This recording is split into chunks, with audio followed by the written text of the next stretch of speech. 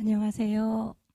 원주 시립중앙도서관에서 마련한 2021년 문학의 달, 문학을 만나다. 그 첫 시간으로 시인이자 에세이스트, 소설가인 김이듬 작가를 모시고 시에서의 문화 다양성을 주제로 이야기 듣는 시간을 마련했습니다. 반갑습니다. 저는 사회를 맡은 장시우라고 합니다.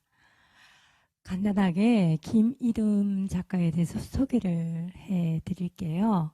김이듬 시인은 진주에서 태어나서 2001년 개간 포에지로 등단했습니다.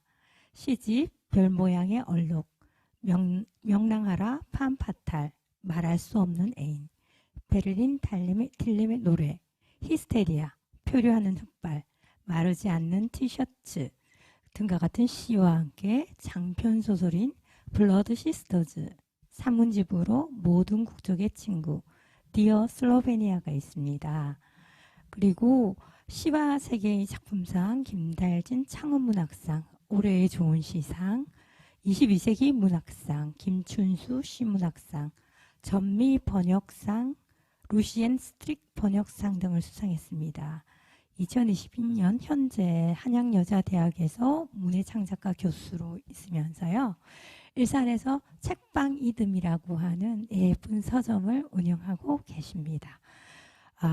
그 히스테리아라는 시집이요. 전미문학상과 루시엔 스틱 번역상을 동시에 수상을 했거든요.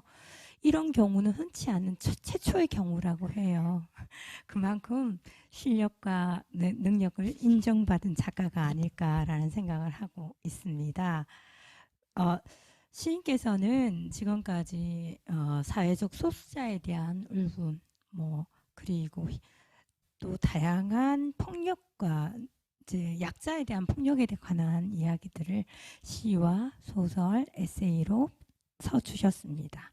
자, 오늘은 어떤 이야기를 해주실지 굉장히 기대가 되는데요. 김이듬 선생님 안녕하세요. 네, 안녕하세요. 예. 방금 소개받은 김이듬입니다. 반갑습니다. 선생님, 지금 원주까지 오시는데 어땠어요? 오늘 처음은 아니시죠? 오늘 또 토요일인데 이렇게 원주까지 바람 쐬러 나올 수 있어가지고 너무 반가웠고요. 2시간 동안 그 고속버스, 시외버스 타고 왔습니다.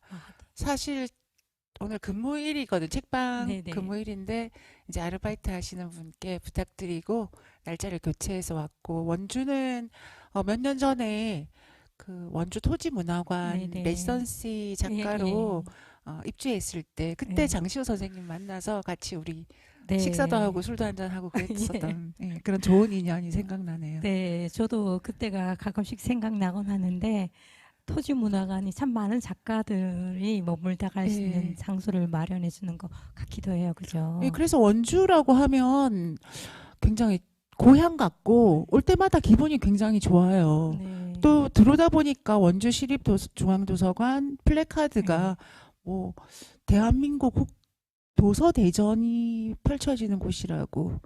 예, 맞습니다. 내년도 2022년 전국 독서대전이 원주에서 열리게 되었습니다. 이 행사는요, 전국 규모의 도서와 출판, 그리고 독서에 관한 축제인데요. 2년간의 각고의 노력 끝에 유치를 하게 돼서 굉장히들 그 지금 분위기가 풍부많이 되어 있고요. 선생님께서도 내년에 독서대전에 함께 해주시면 참 좋을 것 같습니다. 네, 불러만 주시면 저는 원주라면 언제든지 이렇게 달려올 생각이 있고, 원주가 점점 어떤 문화도시로 성장하고 있는 것 같아요. 그렇죠? 개인적으로 또 장시호 선생님 시집이 곧 나온다는 얘기를 들었는데 예. 올해 나오나요? 이제 며칠 안 남았고 네, 내년 네, 네. 네. 언제쯤 출간? 12월 말로 예정되어 있고요. 몇 번째 시집이시죠? 세 번째 시집. 두 번째인 줄 알았는데 세 번째. 예. 제목이 어떻게 되세요? 이제 비가 우산이 필요할 것 같아. 이제 예. 이제 우산이 필요할 것 같다. 갑자기 물으시니까 생각이 안 났는데 네. 갑자기 질문해 주시니까 제게 좀 당황했습니다. 네, 미리 축하드립니다, 아, 선생님. 예, 감사합니다. 그럼 지금부터 김희듬 선생님의 이야기에 귀 네. 기울이는 시간을 갖도록 하겠습니다. 네, 오늘 제가 시에서의 문화 다양성, 또 여기가 문화 도시이고, 또, 어, 음, 어떤 도시로 또 뭔가 이렇게 상정되었다는 얘기도 들었는데, 유네스코 독서 아, 도시였나요? 유네스코 문학 창의 도시 문학 창의 네트워크. 도시, 네, 예. 그래서 제가 유네스코 문학 창의 도시에서 초청해 주신 행사여서 제목을 어떻게 할까 고민을 했어요. 그래서 제가 늘 잘하는 어떤 저에 대한 저 작품에 관한 이야기, 또 그런 이야기를 하려고 하다가 갑자기 이제 좀 특강 주제를 바꿨어요. 그래서 오늘 잘할 수 있을지 사실 좀 걱정이 됩니다만은 늘 하는 식으로 버벅거리면서 하더라도 이해 바랍니다. 지금 우선 이런 이야기를 하고 싶은데, 여기서 젠더성과 상호 텍스터성이라는 말씀을 드렸기 때문에 드리는 말씀인데요. 올해 가을 10월 28일 그 보도, 2021년 10월 28일 뉴스 보도를 보다가 알게 된 건데, 미국 국무부에서는 그 여권을 발급할 때 그런 성별 문제에 있어서 체크하는 거 있잖아요. 여성 체크, 남성 체크. 그거 두 가지에서 이제 변형해서 그러니까 F라고 하면 여성, M이라고 하면 남성, 그다음에 X라고 하는 기호를 넣었대요. 그래서 자신이 성소수자이거나 혹은 나는 중성적인 인간이다라고 생각한다면 그 X가 표기된 그 거기다가 체크를 하게끔 그렇게 했다는 보도를 제가 보고는, 아, 이제 뭔가 달라지고 있고 그것들이 이제 공론화되고 있는 시점이다라는 생각을 했는데요. 실제로 문학에 있어서, 특히 시에 있어서는 그러한 성에 관한 이야기들, 그리고 젠더성이 어떻게 표현되고 있는가에 관한 문제는 어제 오늘 그런 의 문제가 아니라 오랜 기간 동안 표출되고 있는 거라고 생각을 합니다. 물론 오늘 제가 말씀을 드림으로 해서 오히려 어떤 차별의 그런 다양한 젠더성을 보이는 것은 자연스러운 것인데, 굳이 언급함으로 해서 어떤 차별성을 만들어 버리는 게 아닐까 우려되기도 하지만 이야기를 해보려고 합니다. 일단 첫 번째는 페미니즘 시에 관한 이야기를 할 텐데요.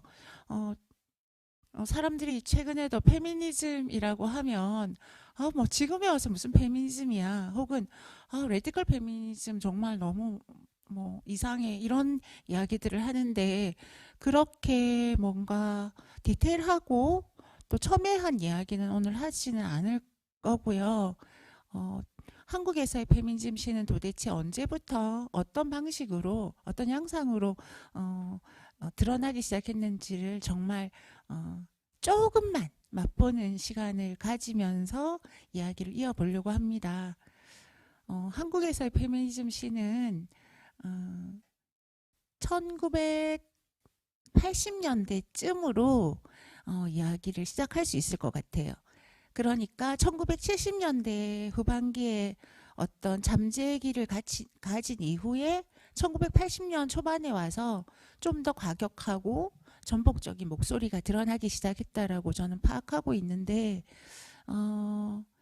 그때 이제 좀 더 두각을 드러내신 분들이 저는 크게, 이거는 굉장히 좀 투박하게 이야기하는 건데요. 최승자, 김혜순, 고정희 선생님을 저는 좀 필두로 이야기하고 싶은데, 물론 짚고 넘어가자면 그 이전에 60년대에 어떤 시인들, 김남조 선생님, 홍윤수 선생님, 허영자, 김후란, 문정희, 노향림, 신달자, 유한진, 이런 선배 시인 분들이 계셨었고요. 그 이후에 이제 제가 이 세 사람으로 압축했지만, 물론 여기에는 김정란 시인, 김승희 시인, 박서원 시인, 이현주 시인, 차정미 시인 등 포괄되어야 될 시인들은 굉장히 많다고 생각합니다. 그러면 70년대, 80년대 시작했다고 라고 이야기하지만 1920년으로 거슬러 올라갈 수 있어요.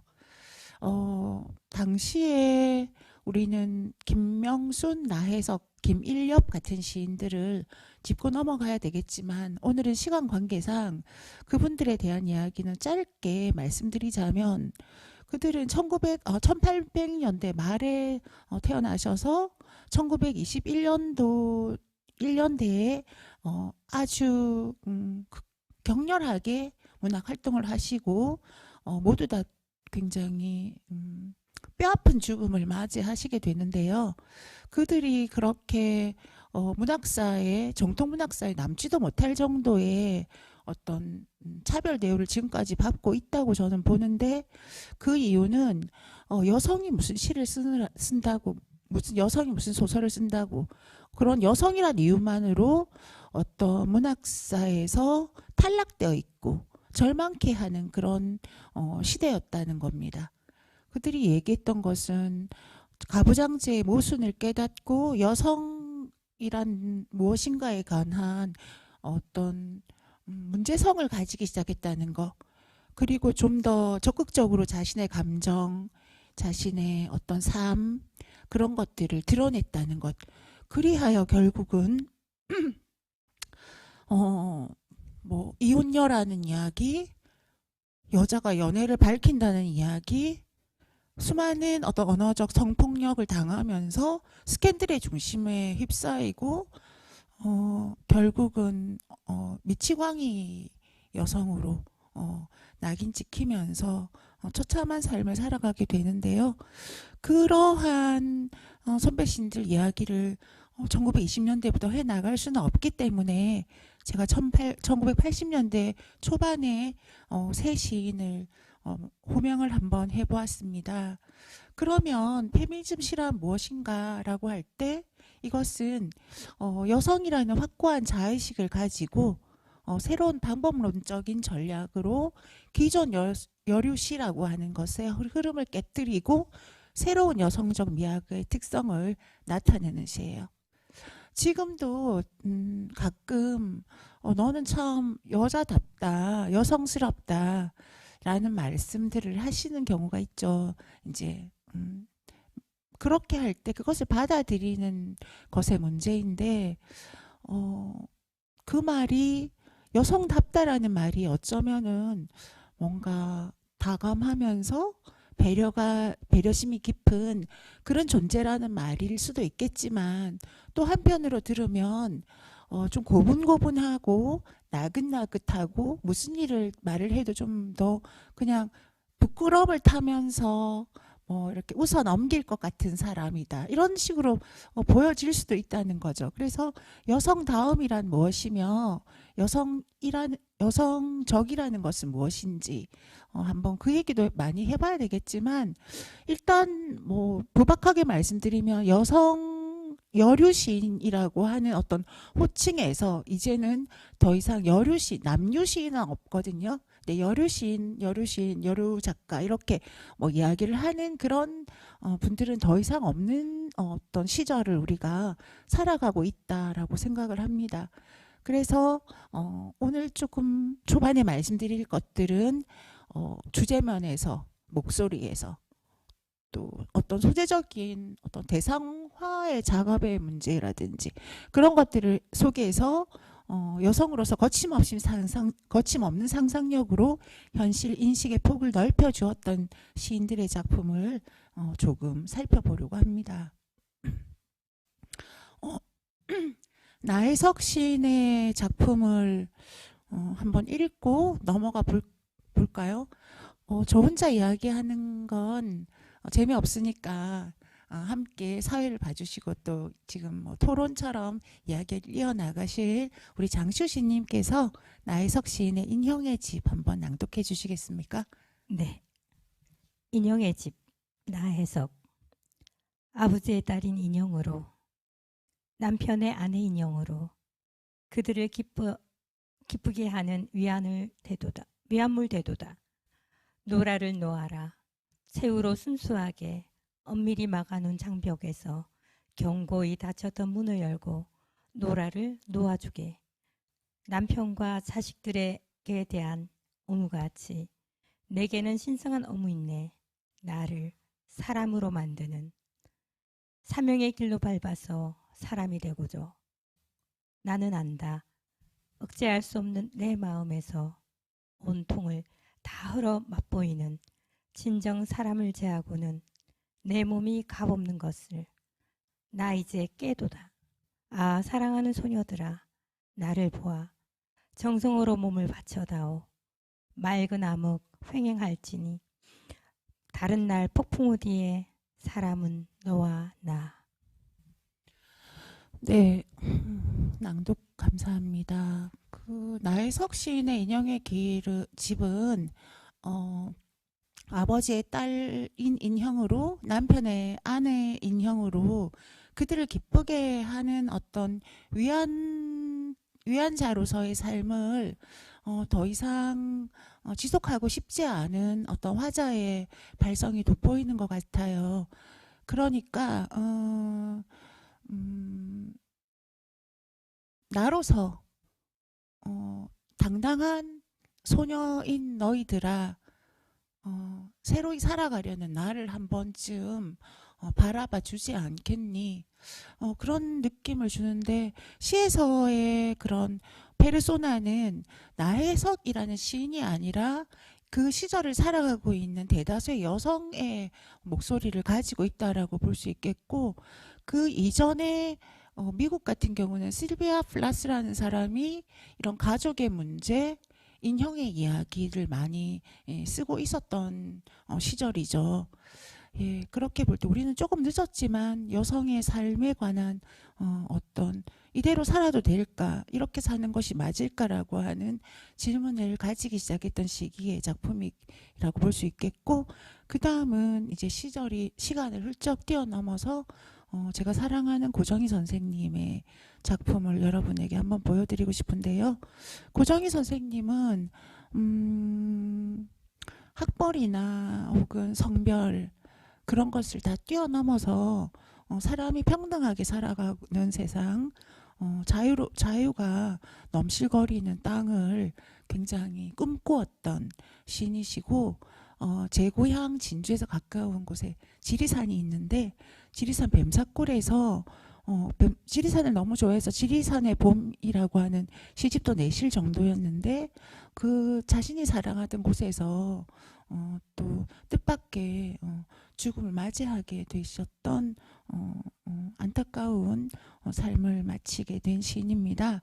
그 고정희 시인께서는 시를 쓰실 때 한국의 그 오래된 마당극의 형식, 굿거리 구세 형식 이런 것들을 작품의 형식으로 많이 구현해 내셨잖아요. 예, 그랬던 작품 중에 한 편을 또 읽어주시겠습니까? 네. 예. 이따가 제가 맛있는 거 사드려야겠어요. 꽃이 거기에 다셨네요. 아 네. 예, 이 꽃을 우리를 위해서 지금 준비하신 김혜영 팀장님, 저희를 위해서 사신 거 아니시죠? 행사가 있었다고. 네. 좋으신 것 같은데 제가 네, 꽃 꽂았습니다. 네, 꽃을 이제 다셨으니까 제가 또 이렇게 읽어드리겠습니다. 어머니여, 마음이 어질기가 황하 같고, 그 마음 넓이가 우주 전체 같고, 그 깊음 높이가 천하 같은 어머니여. 사람의 본이 어디인고 하니, 인간 세계에 보는 어머니의 자궁이요. 살고 죽은 뜻은 딸만 사바세계, 팔만 사바세계. 어머니 품어주신 사랑의 나눔이라.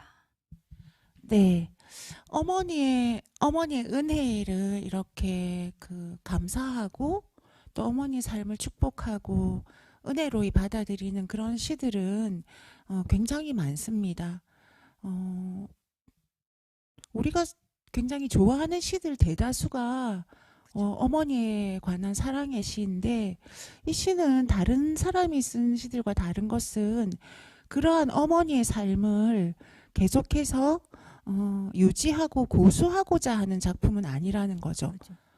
가령 나 이제 집으로 돌아간다. 돌아가면 어머니는 뜨거운 밥에 뜨겁고 흰 밥을 해놓고 나를 기다리고 있을 것이다 라는 그러한 칭송과 여성의 그런 가사 노동에 대한 당연시하는 그러한 어, 여성의 가사 노동을 당연시하면서 그것을 계속해서 지속해야 하는 어떤 의무로 만들어가는 것이 아니라 어떤 어머니든지 그 어머니라고 하는 존재가 가진 어떤 생명성에 대한 이야기를 지금 하고 있는 거라는 걸 좀 말씀을 드리고 싶은데 제가 다른 텍스트들을 많이 준비를 못했네요. 그 고정희 선생님의 작품은 한 편만 읽으면 굉장히 오해를 하기가 쉬운 작품인데, 네. 그래서 제가 부연 설명을 좀 드리자면, 여기서 이 시에서는 어머니의 어를 집단적으로 기리고 이승에서 풀지 못한 원한을 풀어줌으로써 극락왕생하기를 기원하는 화자의 그런 긴장감 그리고 슬픔 그런 것이 교차하고 있어요. 왜냐하면 이것은 제목을 보실 때 첫째 거리 축원마당 1 사람의 보는 어디인고 하니라고 했어요. 이미 정말 생고생을 하시면서 남편에게 두들겨 맞기도 하고 또 폭력을 당하기도 하고 그리고 자기의 살과 뼈를 다 내어줄 듯이 자식을 위해서 희생했던 그런 어머님이 이미 돌아가신 이후의 노래예요. 그런데 그런 어머니의 삶을 계속해서 가부장적인 사회를 지속해야 된다는 것이 아니라 그러한 귀한 존재가 계속해서 죽어가고 있다는 것을 더 이상 그래서는 안 된다는 것을 기원하는 시라는 거예요. 그래서 고정희 시인께서 규정하는 어머니는 생명의 근원이며 사랑의 발원체입니다. 그 어머니의 넓이와 깊이는 측량할 수 없으리만큼 무한한데요. 이러한 인간의 시초가 다름 아닌 어머니의 자궁임을 보여주고 있는데 그럼에도 불구하고 가부장적 남성 위주의 사회에서는 여성의 육체가 얼마나 쉽게 침범되고 식민지화될 수 있는지 어떤 소유의 대상이 될 수 있는지를 우리에게 한 번 더 생각하게끔 하는 작품들 속에 이 작품이 있다는 거예요. 네. 그 얘기를 좀 짚고 넘어가야지 어떤 이 세계에서 타자화되어 있는 존재로서의 여성, 네. 그 여성이 가지고 있는 어떤 불멸의 어떤 생명성 그런 것들이 조금 더 드러날 수 있을 것 같습니다. 그러면 제가 아까 80년대 활발하게 씌워진 페미니즘 시에서 고정희 시인이 계셨다면 또 다른 최승자 선생님과 그리고 김혜순 시인을 이야기했는데 최승자 선생님은 지금 현재 몸이 굉장히 아프셔서 병원에 계시거든요. 제가 몇 년 전에 연락을 드렸을 때만 해도 포항에 있는 남동생 댁에 계시는 걸로 알고 있었는데 그래서 지금 조금 위독하지는 않으시지만 건강하지는 않은 시간을 보내고 계시는데요. 최승자 선생님의 작품은 여러분이 너무 많이 좋아하실 텐데 그 중에서도 한 편만 예, 이게 왜 이렇게 됐을까요? 네. 네, 이제 다시 돌아왔어요. 나란 누구인가? 이 한국 사회를 살아가고 있는 나라는 존재는 나에 대한 정체성은 무엇이며 나의 삶은 무엇이었는가에 관한 아주 고백적인 작품을 한 편 낭독해 보겠습니다. 이건 제가 잠깐 낭독해 볼게요. 최승자, 제목은 일찍이 나는이고요. 시인은 최승자이시고 1981년도에 출간된 이 시대의 사랑에 실려있는 시입니다. 일찍이 나는 아무것도 아니었다. 마른 빵에 핀 곰팡이, 벽에다 누고 또는 지린 오줌 자국. 아무도 아직도 구더기에 뒤덮인 1000년 전에 죽은 시체. 아무 부모도 나를 키워주지 않았다. 쥐구멍에서 잠들고 벼룩에 간을 내먹고 아무 데서나 하염없이 죽어가면서 일찍이 나는 아무것도 아니었다. 떨어지는 유성처럼 우리가 잠시 스쳐갈 때 그러므로 나를 안다고 말하지 말라. 나는 너를 모른다. 나는 너를 모른다. 너 당신 그대 행복. 너 당신 그대 사랑. 내가 살아있다는 것. 그것은 영원한 루머에 지나지 않는다. 1980년대 시를 쓰고 있는 최승자라는 시인은 자신이 살아있다는 것은 영원한 루머에 지나지 않음을 고백하고 있어요.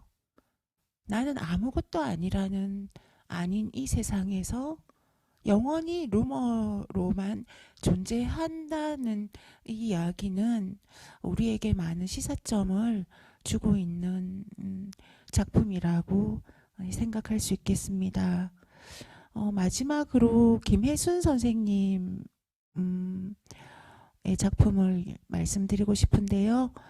네, 이 작품은 모래의 여자라는 작품이고 2008년도 당신의 첫 시라고 하는 시집에 실려 있는데, 여자는 목숨을 삼킨 채 세상에다 제 숨을 풀어놓진 않는다. 몸속으로 칼날이 들락거려도 감은 눈 뜨지 않았다. 라고 하면서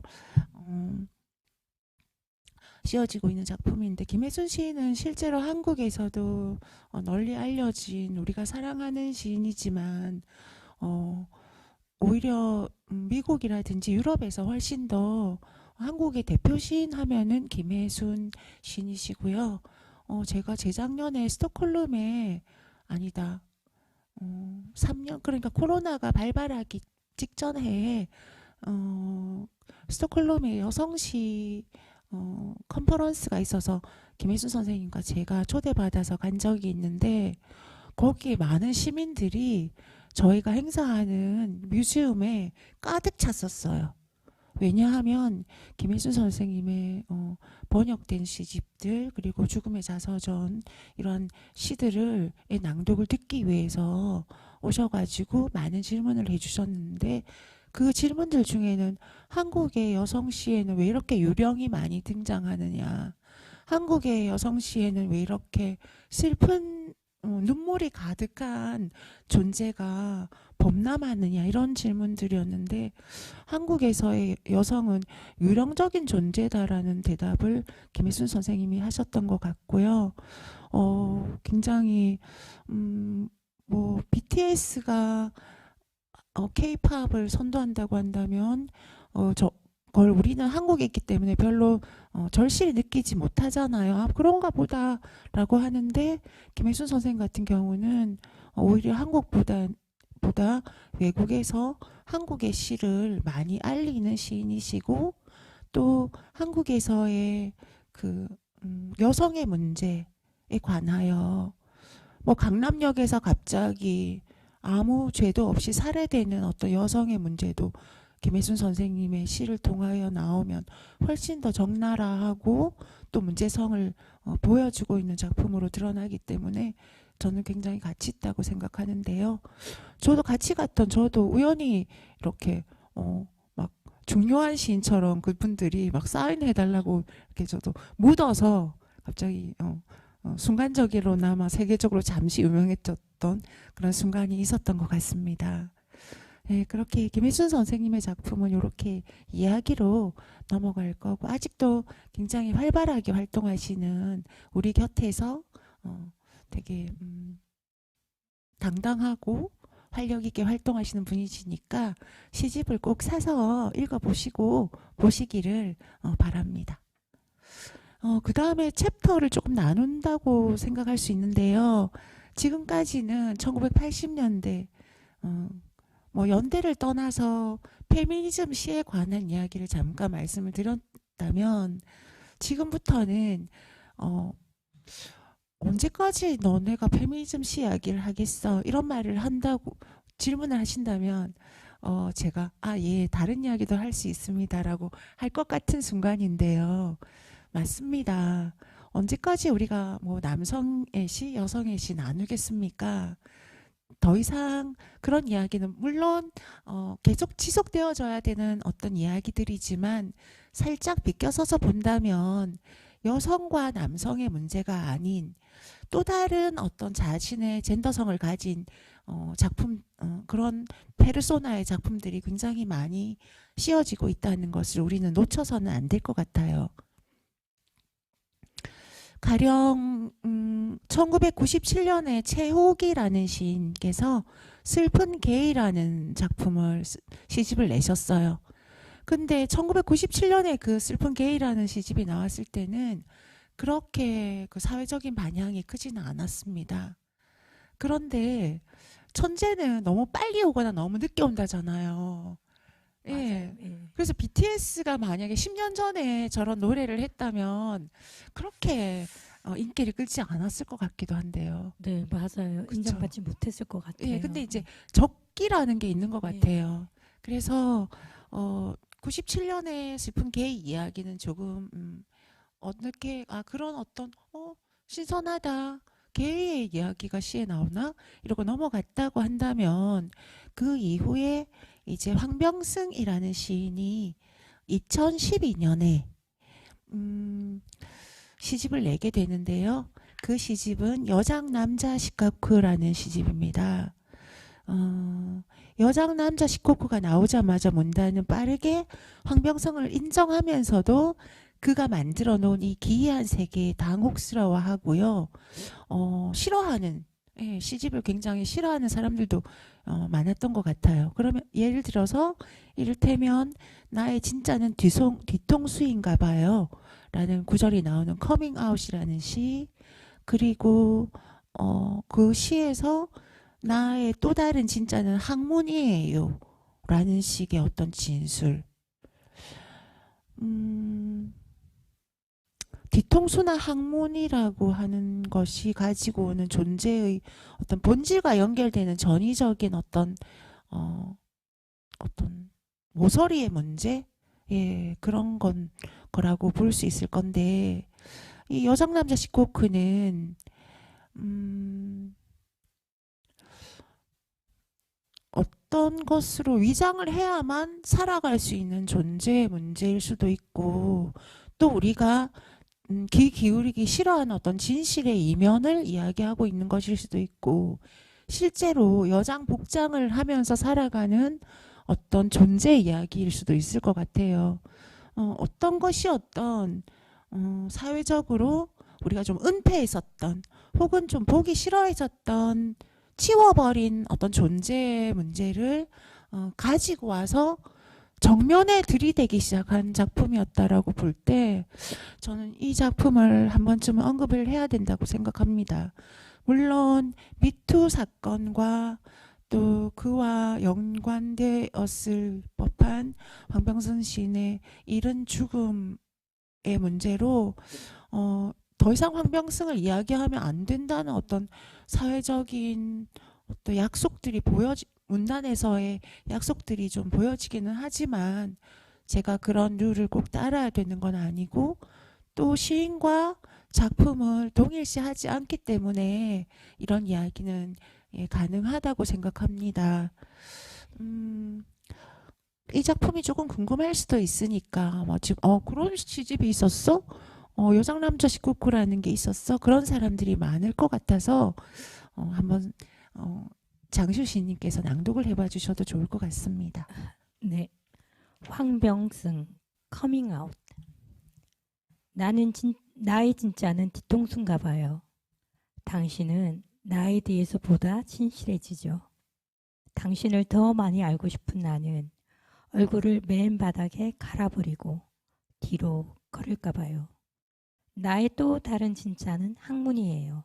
그러나 당신은 나의 학문이 도무지 혐오스럽고 당신을 더 많이 알고 싶은 나는 입술을 뜯어버리고 아껴져요 하며 뻐끔뻐끔 학문으로 말할까 봐요. 부끄러워요. 저처럼 부끄러운 동물을 호주머니 속에 서랍 깊숙이 당신도 잔뜩 가지고 있지요. 부끄러운 게 싫어서 부끄러울 때마다 당신은 엽서를 썼다 지웠다. 손목을 끊었다 붙였다. 100년 전에 죽은 할아버지도 됐다가 고모 할머니도 됐다가 부끄러워요? 악수해요. 당신의 손은 당신이 찢어버린 첫 페이지 속에 있어요. 네, 저도 굉장히 오랜만에 이 시를 낭독을 듣게 되는데 지금 들어도 좀 충격적이네요. 예, 그 이런 작품을 이렇게 제가 책방을 아까 한다는 말씀을 드렸는데 홍보 효과가 있을지 모르겠지만 제가 일산에서 동네 책방을 하고 있어요. 일산의 대화동에 있는 작은 사거리에 아주 오래된 동네 작은 책방을 하고 있어요. 예, 책방 이름은 책방 이듬입니다.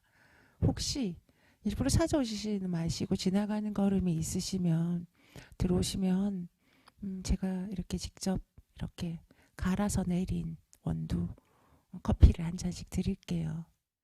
근데 제가 책방을 하다 보니까 많은 분들을 그러니까 남녀노소 뭐 그 외에 다른 분들 이렇게 마주치게 되는데 그분들 중에는 좀 장난스럽게 저한테 뭐 사장님이 시인이라면서요 좋아하는 작품 한 편 낭독해 주시겠습니까? 이러는 분들도 있어요. 혹은 또 시인이 내려주는 커피 한번 맛 좀 보자 이러시는 분도 있고요. 네, 그럼 제가 약간 욱하지만 참아요. 네. 그런데 그럴 때 제가 시인이 좋아하는 작품 한번 낭독해 보자 할 때 제가 황병승 시인의 시를 낭독을 하면 모두가 싫어해요. 그리고 깜짝 놀라고 역겹다고 하시는 분도 있는데 그것은 왜 그러냐 하면 모든 시는 굉장히 서정서정하고 막 달콤달콤하고 우리에게 막 깨달음과 뉘우침과 그런 어떤 사랑의 마음 이런 거를 막 욕솟음치게 만드는 그런 작품을에 대한 편애 때문이거든요. 그런데 제 생각에는 예술은 기능이 없을 수밖에 없겠죠. 예술로 뭔가 예술은 무목적성의 목적성만을 가지고 있다고 봐도 크게 틀린 건 아닐 거예요. 그러니까 이 물은 내 목마름을 치유해 줄 수 있는 그런 어떤 목적을 위해서 존재하지만 시라고 하는 것은 여러분에게 위안을 주고자 하는 그런 목적으로 존재하는 것은 아니라는 거죠.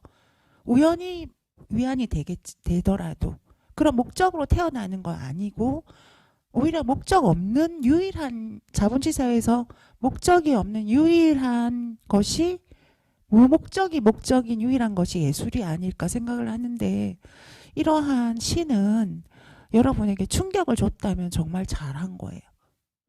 제가 알기론 이제 제가 학부 시절에 프란츠 카프카를 좀 전공을 했는데 프란츠 카프카의 글 속에는 이런 게 있어요. 내가 쓰는 소설은 당신의 얼어붙은 시면을 당신이 문학이라고 하는 것은 무엇이다라고 하는 딱 얼어붙은 듯이 규정하고 있는 그 사유를 도끼로 탁 깨는 것이다. 당신의 얼어붙은 사유의 얼음판을 딱 깨는 것이라는 거예요. 깨뜨리지 않으면 그것은 문학이 아니라고 심지어 이야기를 하고 있잖아요. 그렇기 때문에 여러분이 시라는 것은 나에게 깨달음을 주고 위안을 주고 이 코로나 시국을 살아갈 어떠한 용기의 장르라고 생각한다면 그것도 틀리지 않지만 읽고 나서 너무 뭐야 짜증이 나거나 화가 나거나 이게 뭐지 깜짝 놀라거나 경악하거나 이것도 시라고 할 수 있겠구나라는 나의 어떤 인식의 지평을 넓힐 수 있다면 한 뼘이라도 이런 것도 작품이구나 이것도 예술이구나 문학이구나라는 것에 범주가 좀 더 넓어진다면 그 영토가 조금이라도 개척된다면 그것은 아주 아름다운 예술인 거예요. 아름답다라고 하는 것도 굉장히 많은 차이를 가지고 있는데 어, 예를 들어서 이런 꽃 같은 경우는 거의 다 아름답다고 합의하지만 뭐 구더기가 버글버글하는 어떤 썩어가는 빵을 예, 보면서 그걸 아름답다고 말할 사람은 없겠죠. 근데 신디 셔먼 같은 카메라 그 포토그래퍼는 막 그렇게 구더기가 버글버글하는 시체 사진을 찍거든요. 그 생존의 문제에 대해서 이야기를 하면서 아름다움이란 무엇인가를 다시 이야기하는 거죠. 리라이팅 되는 거죠. 그래서 우리가 생각하는 아름다움이라는 것은 어쩌면 이데올로기 속에서 규정된 아름다움, 24, 36, 24, 36 이거 뭐 미의 기준이야? 우리가 한 번쯤 생각해 봐야 되는 그러한 그런 질문을 던져주는 것이야말로 새로운 아름다움을 창조해 나가는 어떤 원동력이 될 것 같은데요.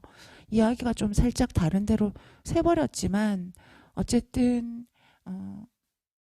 세상에는 여장 남자로 살아가는 존재가 있고 남장 여자로 살아가는 존재가 있다는 거. 그리고 학문으로 사랑하는 존재도 있다는 것을 처음으로 보여준 한국문학사에서 처음으로 보여준 존재가 황병승이 아닌가 생각을 하면서 더 이상 여러분이 구해서 읽기 어려운 시집인데요. 네, 제가 한번 이야기를 해보고 싶었습니다. 그 다음에 볼 수 있는 작품은 김현이라는 시인의 글로리 홀이라는 시인데요. 시집인데 이 글로리 홀이라는 시집은 황병승 이후 2014년에 나온 시집이고 여기서 김현 씨에서의 페르소나는 레스비언, 게이, 바이섹슈얼, 트랜스젠더 이런 사람들 또 태물 포르노 배우 애초부터 인간이 될 수 없는 로봇, 안드로이드 뭐 이런 존재들이에요. 그리고 그들이 하는 사랑의 문제는 그것이 그냥 단순한 어떤 뭐 성기나 학문 같은 은밀한 부위에 대한 노출 그리고 성교에 대한 다양한 표현들에 대한 집요함 그런 것들이 보이기 때문에 흥미로운 게 아니라 우리가 다수가 동의한 어떤 규율 바깥의 문제를 다루고 있기 때문이에요. 그래서 당신 정상이야. 당신은 교양 있어. 상식적이야. 라고 할 때 우리가 그 테두리 바깥으로 던져버린 존재의 이야기들을 우리는 확인할 수 있게 되는 거예요. 저도 그런 말 제가 뭐 한 번씩 이렇게 친구들이랑 술 한잔하고 이야기하면 그 정상이 아니야 막 이런 얘기 많이 듣거든요. 근데 제가 생각할 때 정상이라고 하는 것이 눈 두 개 있고 팔 두 개 있고 다리 두 개 있고 이거 정상이고 그러면은 내가 장애로 태어날 때부터 팔이 하나 없어요. 그렇다면 그 사람은 정상이 아닌 건가요? 그런 것들을 생각해 볼 때 우리는 함부로 이거 너는 정상이고 너는 비정상이야 이거 아닌 것 같아. 너는 상식적인 인간이 너는 비상식적인 이런 것도 어쩌면 어떤 언어의 폭력의 문제가 되지 않을까 생각이 들어서 제가 오늘 김연애 시인의 시를 여러분에게 좀 읽어드리고 싶었던 이유는 이 시인이 실제로 커밍아웃을 했어요. 자신이 게이라고 이야기한 최초의 한국 시인인데요. 그것도 물론 중요하겠지만 그러한 용감함, 이제는 그렇게 말할 수 있는 사회가 되었음에 대한 어떤 우리의 기쁨 그런 걸 이야기할 수도 있겠지만 좀 더 한국 문학은 변주하고 반항하고 또 다시 원점을 찾아가기도 하고 또 새로운 어떤 문제점들을 제기하기도 하면서 변화해가고 있다는 어떤 이야기들을 하고 싶었습니다. 그래서 우리가 밤의 인간이라고 혹은 또 비정상이라고 몰상식이라고 이야기하는 어떤 존재의 이야기가 적혀져 있는 작품 글로리홀은 그런 작품들이 가득한데요. 한 편만 골라봤어요. 늙은 베이비 호모라고 하는 시입니다. 네, 낭독해 주시겠습니까? 네. 늙은 베이비 호모. 녀석은 황량하고 사랑스러운 발길질로 나를 걷어찼지.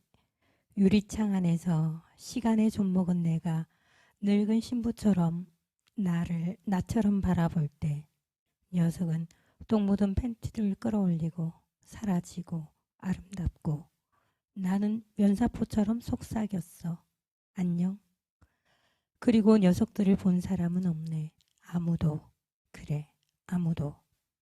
은클 스냅버그 냅킨으로 홈타운의 케첩을 닦아내던 우리는 왜 서둘러 늙었을까? 소시지 컬 가발을 쓰고 썩은 맥주를 마시는 오래된 밤. 나는 알 수 없이 노래하네. 카운트다운이 끝나기도 전에 소년의 궤도 밖으로 로켓을 쏘아 올린 녀석들을 위하여. 안녕. 지금도 축구화를 구겨 신고 자줏빛 여름에게서 도망치고 있을 글로리홀의 누른 뻐드렁니 호모들의 감정을 위하여. 그리고 건배. 네, 낭독 잘 들었습니다. 이렇게 산문시처럼 쓰여진 작품을 보면 또 사람들 화내잖아요. 막 무슨 말 하는지 모르겠다 모르고. 네. 근데 이제 독자분들이 이상한 게 그 갤러리 가가지고 굉장히 초현실주의 작품 같은 거 막 보면서 네. 하면서 막 큰 돈 주고 사는 사람도 있으면서 시를 읽었을 때는 한 번 읽고 약간 이해가 안 되면 화를 내시잖아요. 그러죠. 네. 왜 그럴까요? 글쎄요. 시에 대한 어떤 편견, 선입견 이런 것들이 작동한 게 아닐까요? 그냥 시는 아름다워야 되고 어떤 운율을 드러내야 되고 그리고 이제 학교 때 배웠던 교과서에 나온 시들이 우리 주제를 찾아낼 수 있고 그런 표준이 되었기 때문에 우리도 모르게 그게 의식화된 게 아닐까 이런 생각을 해보게 되네요. 그래서 이런 작품들을 읽으면 그런 내가 학교에서 교육받아서 시는 이렇게 생겼다. 그것이 이제 쪼개지는 것 같은 그런 희열이 있죠. 네, 그렇죠. 예. 그래서 시를 읽고 자기가 이해 안 되면 막 자기가 너무 무식하게 느껴지고 막 이런 그런 증상은 일반적인 거니까 그렇게 화내지 마시고. 클래식 음악도 처음에 막 저는 모차르트 이런 거 예전에 시험 칠 때 듣고 이 곡의 제목을 맞추고 이거 할 때 정말 너무 어렵더라고요. 막 해석도 어떻게 해야 될지 모르겠는데 그냥 음악 선생님 감상하면 되지 그걸 굳이 무슨 뜻인지 이해하려고 하지 마. 그래서 저는 그때부터 음악이 클래식이라는 것에 대한 이게 뭐 전람회의 뭐 이런 거 무슨 뜻이야 이렇게 할 때는 몰랐는데 그냥 느끼는 거구나 생각했을 때부터 좋아졌는데 시도 그런 어떤 음악은 선율로 하는 이런 예술이면 그런 뭐 악보 이런 예술이면 시는 언어의 예술이니까 그냥 그렇죠. 언어가 보여주는 그런 느낌으로 느낌을 가지면 되는 거죠. 그죠. 네. 화내지 마세요, 여러분. 시는 그대로 언어의 유의를 즐기시면 됩니다. 네.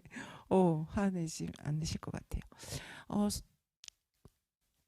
그 장시우 시인님은 혹시 굴 좋아하시나요? 굴요. 예.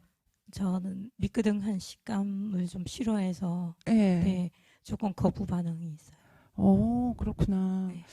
저는 예전에 히스테리아라는 그 히스테리아가 나오기 전에 미국의 출판사에서 취업한 파탈이라는 시집이 나왔었잖아요. 네. 그래가지고 미국에서는 시집이 나오면 한국하고 달리 이제 나라가 크고 마케팅이 사업이 잘 안 돼 있는지 그 작가를 데리고 이런 낭독 투어를 가는 게 투어. 그게 아주 일반적인 거예요. 그래서 저 같은 경우는 이제 한국문학 번역원에서 후원을 했고 이제 미국에 있는 출판사에서 제 작품을 번역을 하겠다라고 하니까 전 중간에 끼어서 어떻게 되나 그냥 뒷짐지고 보고 있었거든요. 근데 시집이 나왔는데 출판사 측에서 이제 낭독 투어를 할 거니까 이제 한번 미국으로 와서 같이 자기가 아는 곳을 돌자.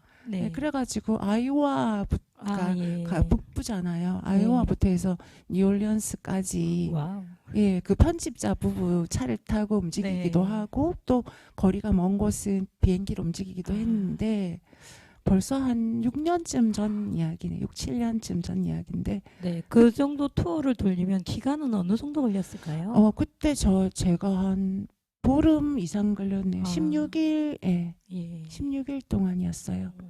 어, 그렇게 길지는 않았네요. 네. 지금 생각해 보니까. 네. 근데 이제 가령 그 편집자가 학교 교수였는데 자기 네.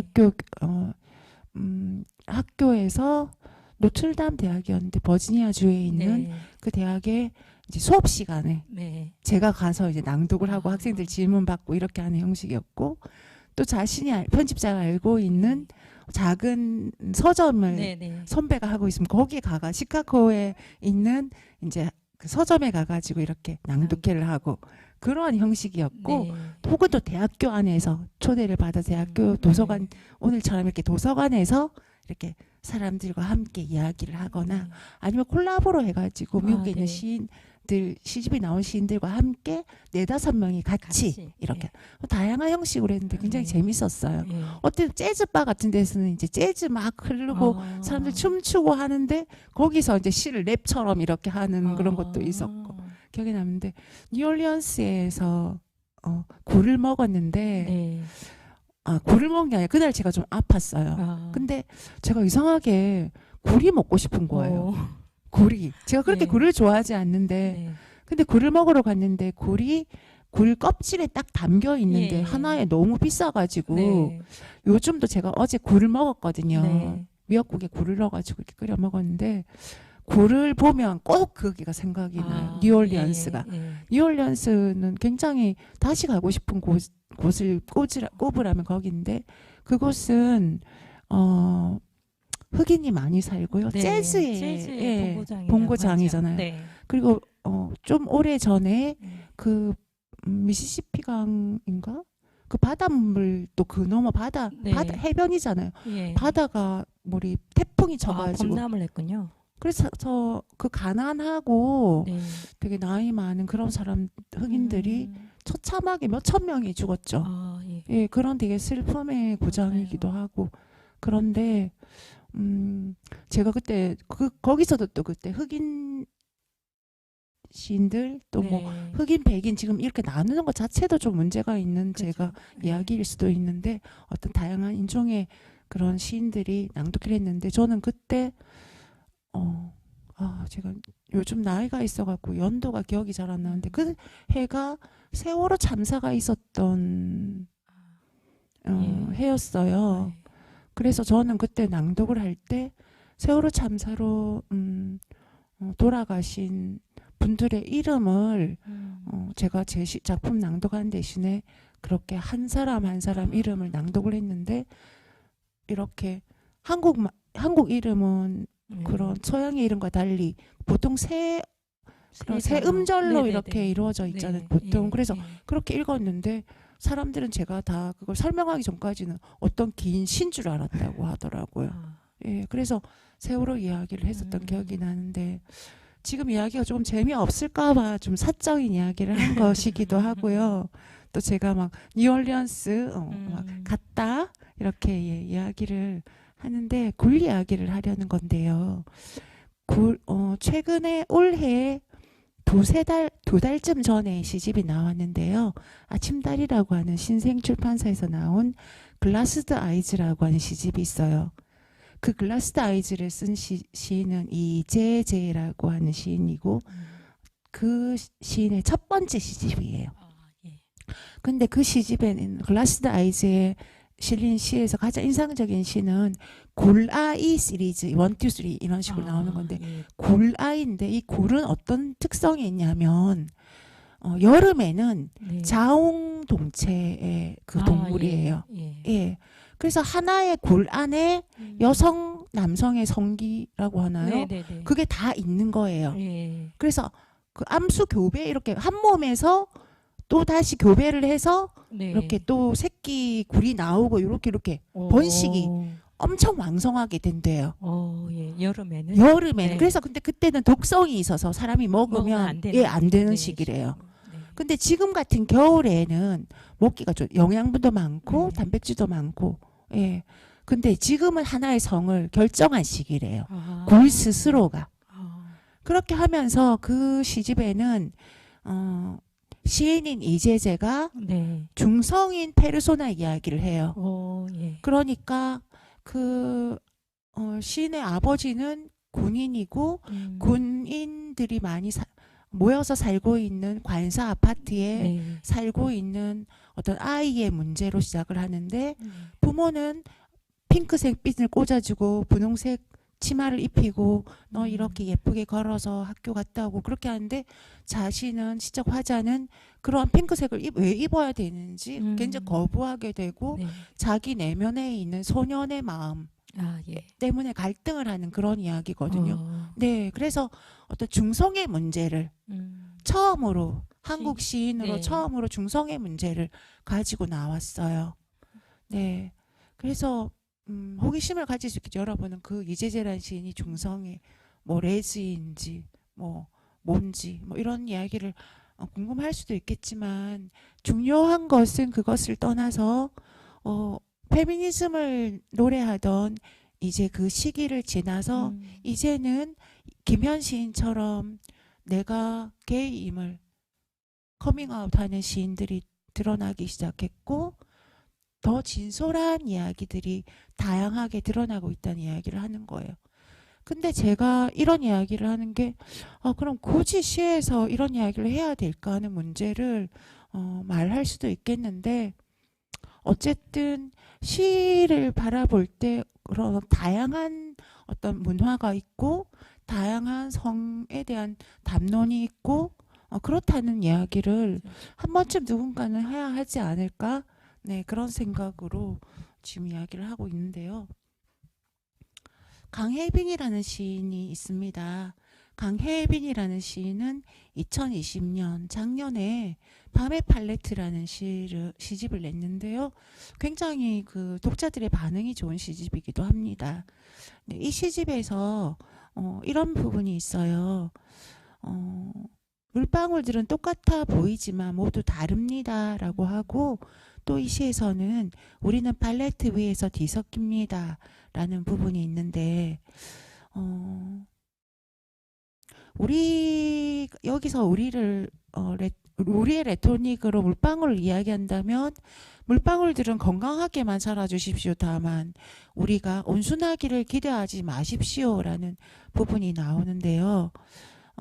그리고 또 자세히 들여다보면 이들은 삐뚤삐뚤한 모양도 있고 다 둥글고 다 되게 투명하고 맑고 그런 것이 아니라 모두가 똑같은 물방울이 아니라 각자 미세하게 다른 각자 색깔과 맛과 뭐 어떤 그런 팽창도와 뭐 이런 모든 것들이 다른 그 다 각각의 물방울임을 알아달라는 이야기 그리고 닮으라고 똑같아지라고 강요하지 말라는 이야기 그러므로 해서 뒤섞일 때 더 아름다운 빛이 날 수도 있다는 이야기들을 하면서 아까 김현 시인과는 달리 강혜빈 시인은 자신이 가지고 있는 레즈비언적인 그러한 성의 담론을 시집 전체를 관통하는 어떤 주제적인 측면으로 이야기를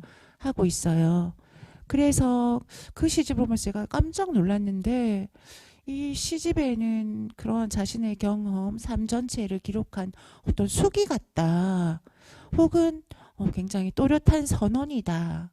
무수한 고백이다. 이런 것들을 굉장히 충격적으로 받아들였고 레즈비언이라는 다른 정체성으로 인해 자신의 존재, 이물감을 이렇게 품어온 한 사람이 어떤 혼란 그리고 우울함 어떤 자살에까지 가고 싶은 그러한 절망 이런 것들을 딛고 일어난 이야기들이 시 속에 가득히 숨어 있어요. 그래서 아프지만 아픔에서 멈추지 않고 슬프지만 슬픔에서 벗어나 끝내 자기 스스로를 사랑하게 되는 그러한 존재의 이야기.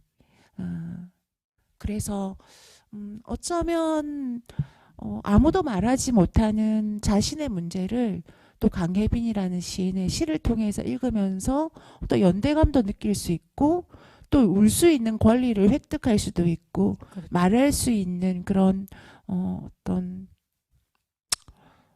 그런 어떤 계기성 네. 예, 그런 것도 확보될 수 있겠다 이런 음. 생각을 했습니다.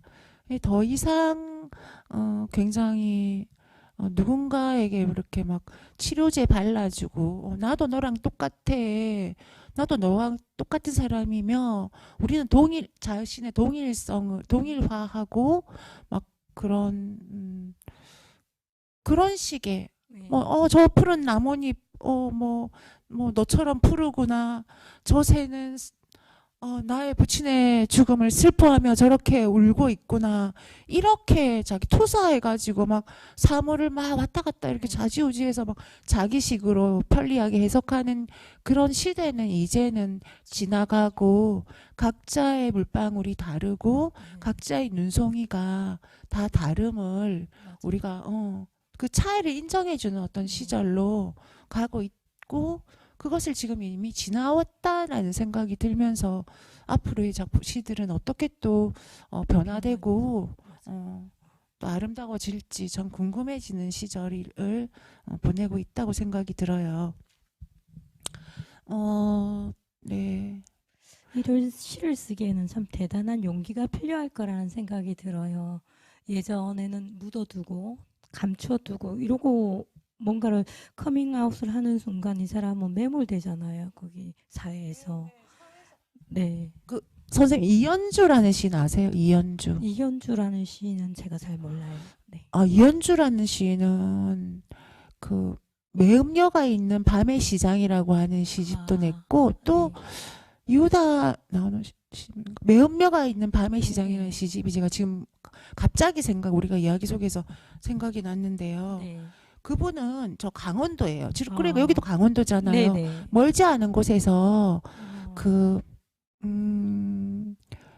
보건소에서 일을 하는 간호사로 네네. 예, 오랫동안 일을 하셨는데 근데 그 마을에는 그러니까 성매매 업소에서 일을 네네. 하는 여성들이 많이 있었던 거예요.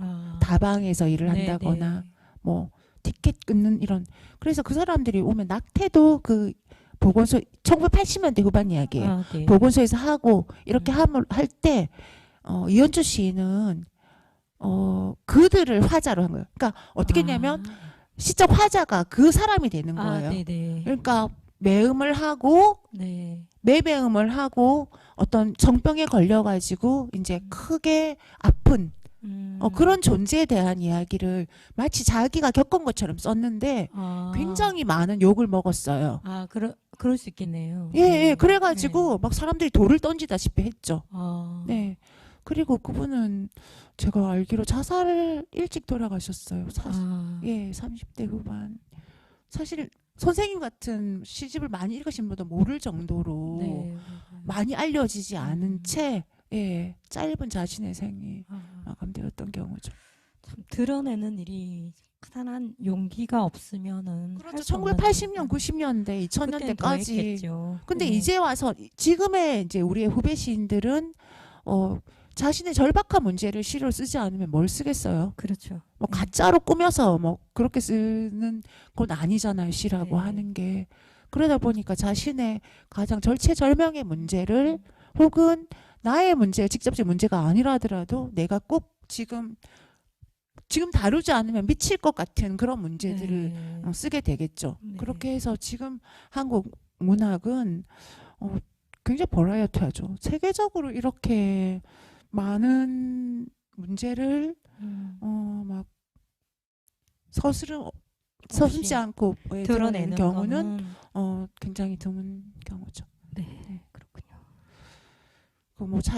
멋지고 멋지지 않고 잘하고 잘하지 않고를 떠나서 네. 어떤 드러낸다는 게 변방의 중요하니까요. 문제를 이야기하고 그리고 있는. 소수의 문제를 항상 얘기하고 그만큼 우리 문단이 되게 다양해졌다는 거일 수 있어요. 그리고 저는 예술이라는 것은 막 기득권자나 뭐 정치가 뭐 권력자 이런 부자 이런 사람들의 목소리를 내는 게 예술이 아니라 진짜 처참하게 죽은 어떤 이웃의 문제, 진짜 말 살아있지만 말 한 번 네. 제대로 발언권 한 번 얻지 못한 그런 미약한 존재의 어떤 목소리를 내는 것이 어쩌면 문학이 아닐까? 그렇죠. 예, 그런 생각을 하거든요.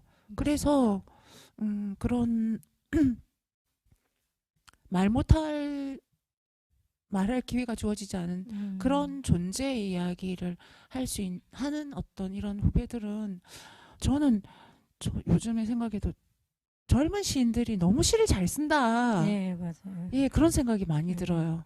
예, 선배님들 이미 지금 유튜브를 나가고 있잖아요. 보시면서 막 김희도 무슨 헛소리 하고 있어, 뭐 이러실 수 있는데 뭐 쟤 왜 저래 이럴 수 있는데 솔직히 뭐 인간은 진보하고 진화하는지 모르겠지만 지금 한국 시는 굉장히 이 멋있게 나아가고 있고 젊은 여성 시인들 시들 정말 하나도 볼 때마다 놀라워요. 저는 예. 맞아요. 시집들 나올 때마다 제가 꼭꼭 사서 보는데 이번에도 S24에서 올해의 가장 좋은 책 한 권을 추천해 달라는 거예요. 며칠 전에 연락이 네. 왔었어요. 근데 좋은 게 제목이 내 맘대로 책 추천 한 권인 거예요. 그래서 제가 박세랑이라는 시인의 시집이 있어요. 박세랑의 뒤뚱뒤뚱 걸어가다 제목 생각 뒤뚱뒤뚱 걸어가다 물벼락 맞았지 뭐인가 모르겠다. 하여튼 뒤뚱뒤뚱 걸어가는 펭귄 이야기 뭐 그런 이야기가 제목이 좀 긴데 생각이 안 나네. 박세랑 씨 미안. 이렇게 유튜브 볼 일은 없겠지만 혹시 본다면 이해해 주시고 예, 그 시집을 되게 핑크색이고요. 핫핑크고 문학동네에서 나온 시집이에요. 그 시집을 추천했는데 그 시인도 지금 30살 간 넘은 젊은 여성 시인입니다. 자, 우리가 이야기가 이렇게 이제 다양한 어떤 그런 젠더 성에 관한 이야기를 했다면 지금부터는 조금 낯선 장르로서의 탈주로서 하는 시라고 생각해요. 예.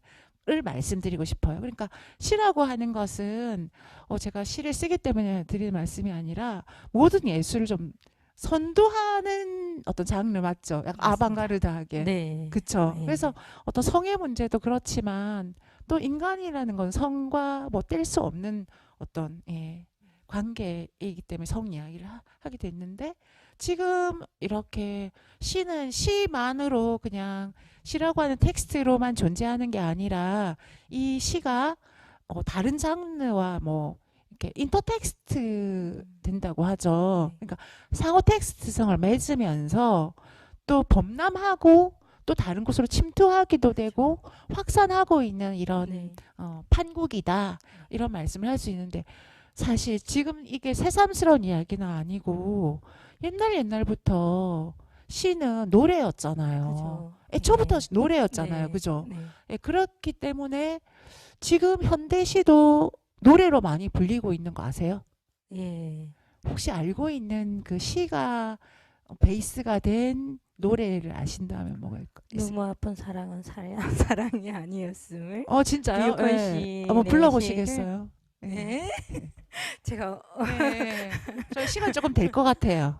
예. 노래는 제가 좀 곤란하고요. 아, 진짜요? 예. 그거도 있고 꽤 많은 걸로 알고 있어요. 유근 씨는 예. 유근 씨는 그 너무 아픈 사랑은 사랑이 아니었음을 말씀을, 네. 네. 그 시 또한 노래는 누가 불렀죠? 김광석이요. 김광석. 예. 네. 가수 김광석이 불렀던 노래인데 이제 그 노래 가사는 유근의 시였고. 네. 네.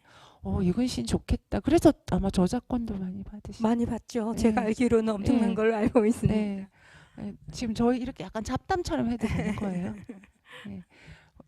이런 뭐 당신은 무슨 일로 개여울 네. 김소월 씨. 김소월의 시. 네. 예. 그럼 또 제가 여쭤볼게요. 네. 우리 퀴즈 하는 거 같이 재밌네요. 예. 나보기가 역겨워 가실 진달래꽃 때는 마야. 예, 마의 진달래꽃. 네. 또 생각나는 게 뭐 눈이 부시게 서정주의 푸르른 날. 예. 네. 끝이 없네요. 네, 맞습니다. 가곡도 많이 있는 걸로 알고 있는데 이처럼 예. 저희 너무 맞춘 것 같은데 지금 처음 하는 거잖아요. 네. 리허설 없이. 네. 재밌습니다. 어쨌든 이렇게 시는 노래로, 노래는 시로 이렇게 상호 텍스트성을 밀접하게 가지고 있습니다. 제가 예, 내볼게요. 안치환 예. 가수의 노래가 또 노래가 된 시가 있습니다. 안치환이 가수이고 예. 그 노래의 네. 시 뭐예요? 네. 예.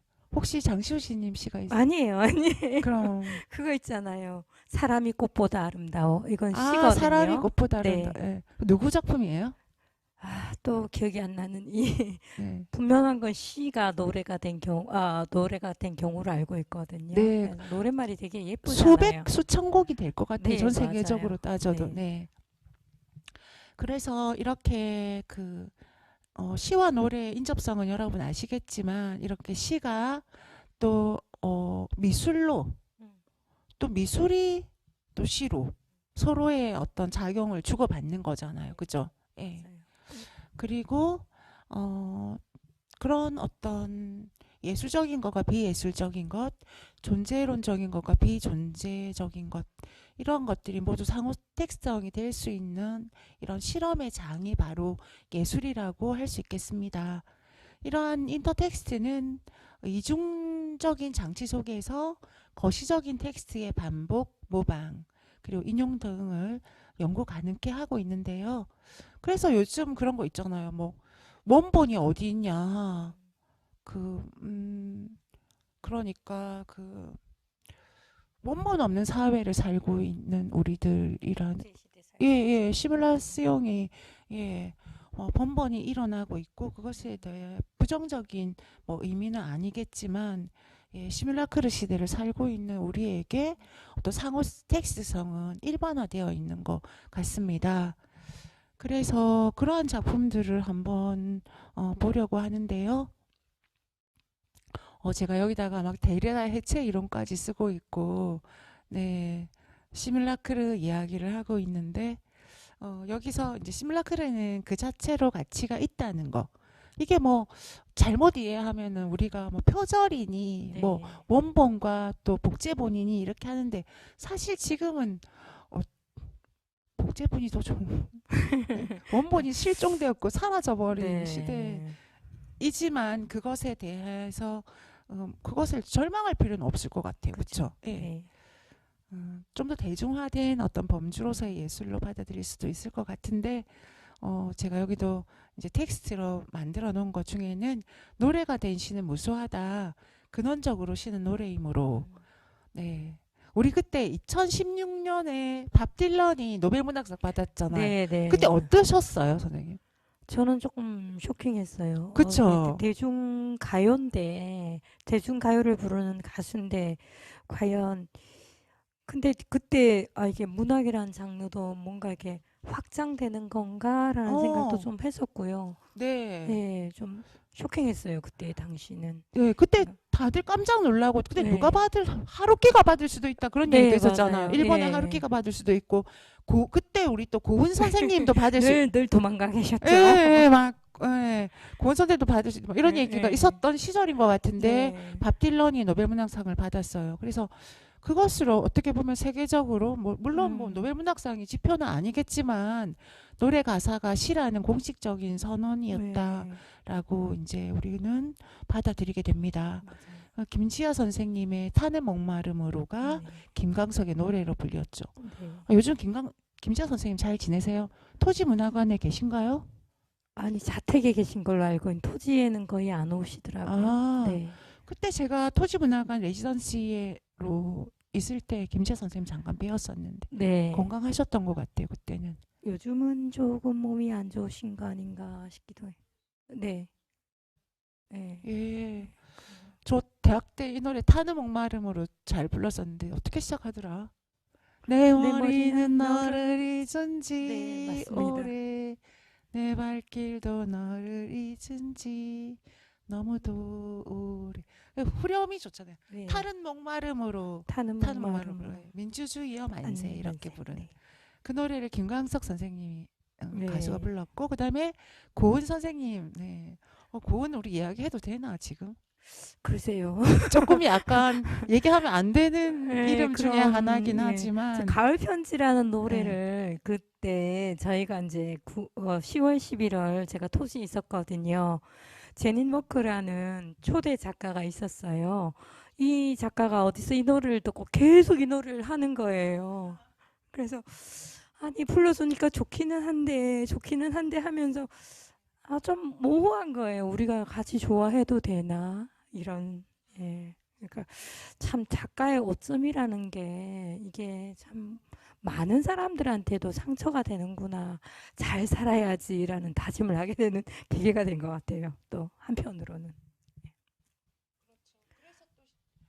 신이라고 우리는 자기 소개하기 되게 미안하고 부끄러웠던 네, 시절들이 맞아요. 예. 한참 미투가 계속되던 시기에는 어디 가서 정말 이렇게 얘기하기가 정말 선생님 말처럼 미안해서 예, 글을 쓰는 누구입니다. 이 정도로만 했던 것 같아요.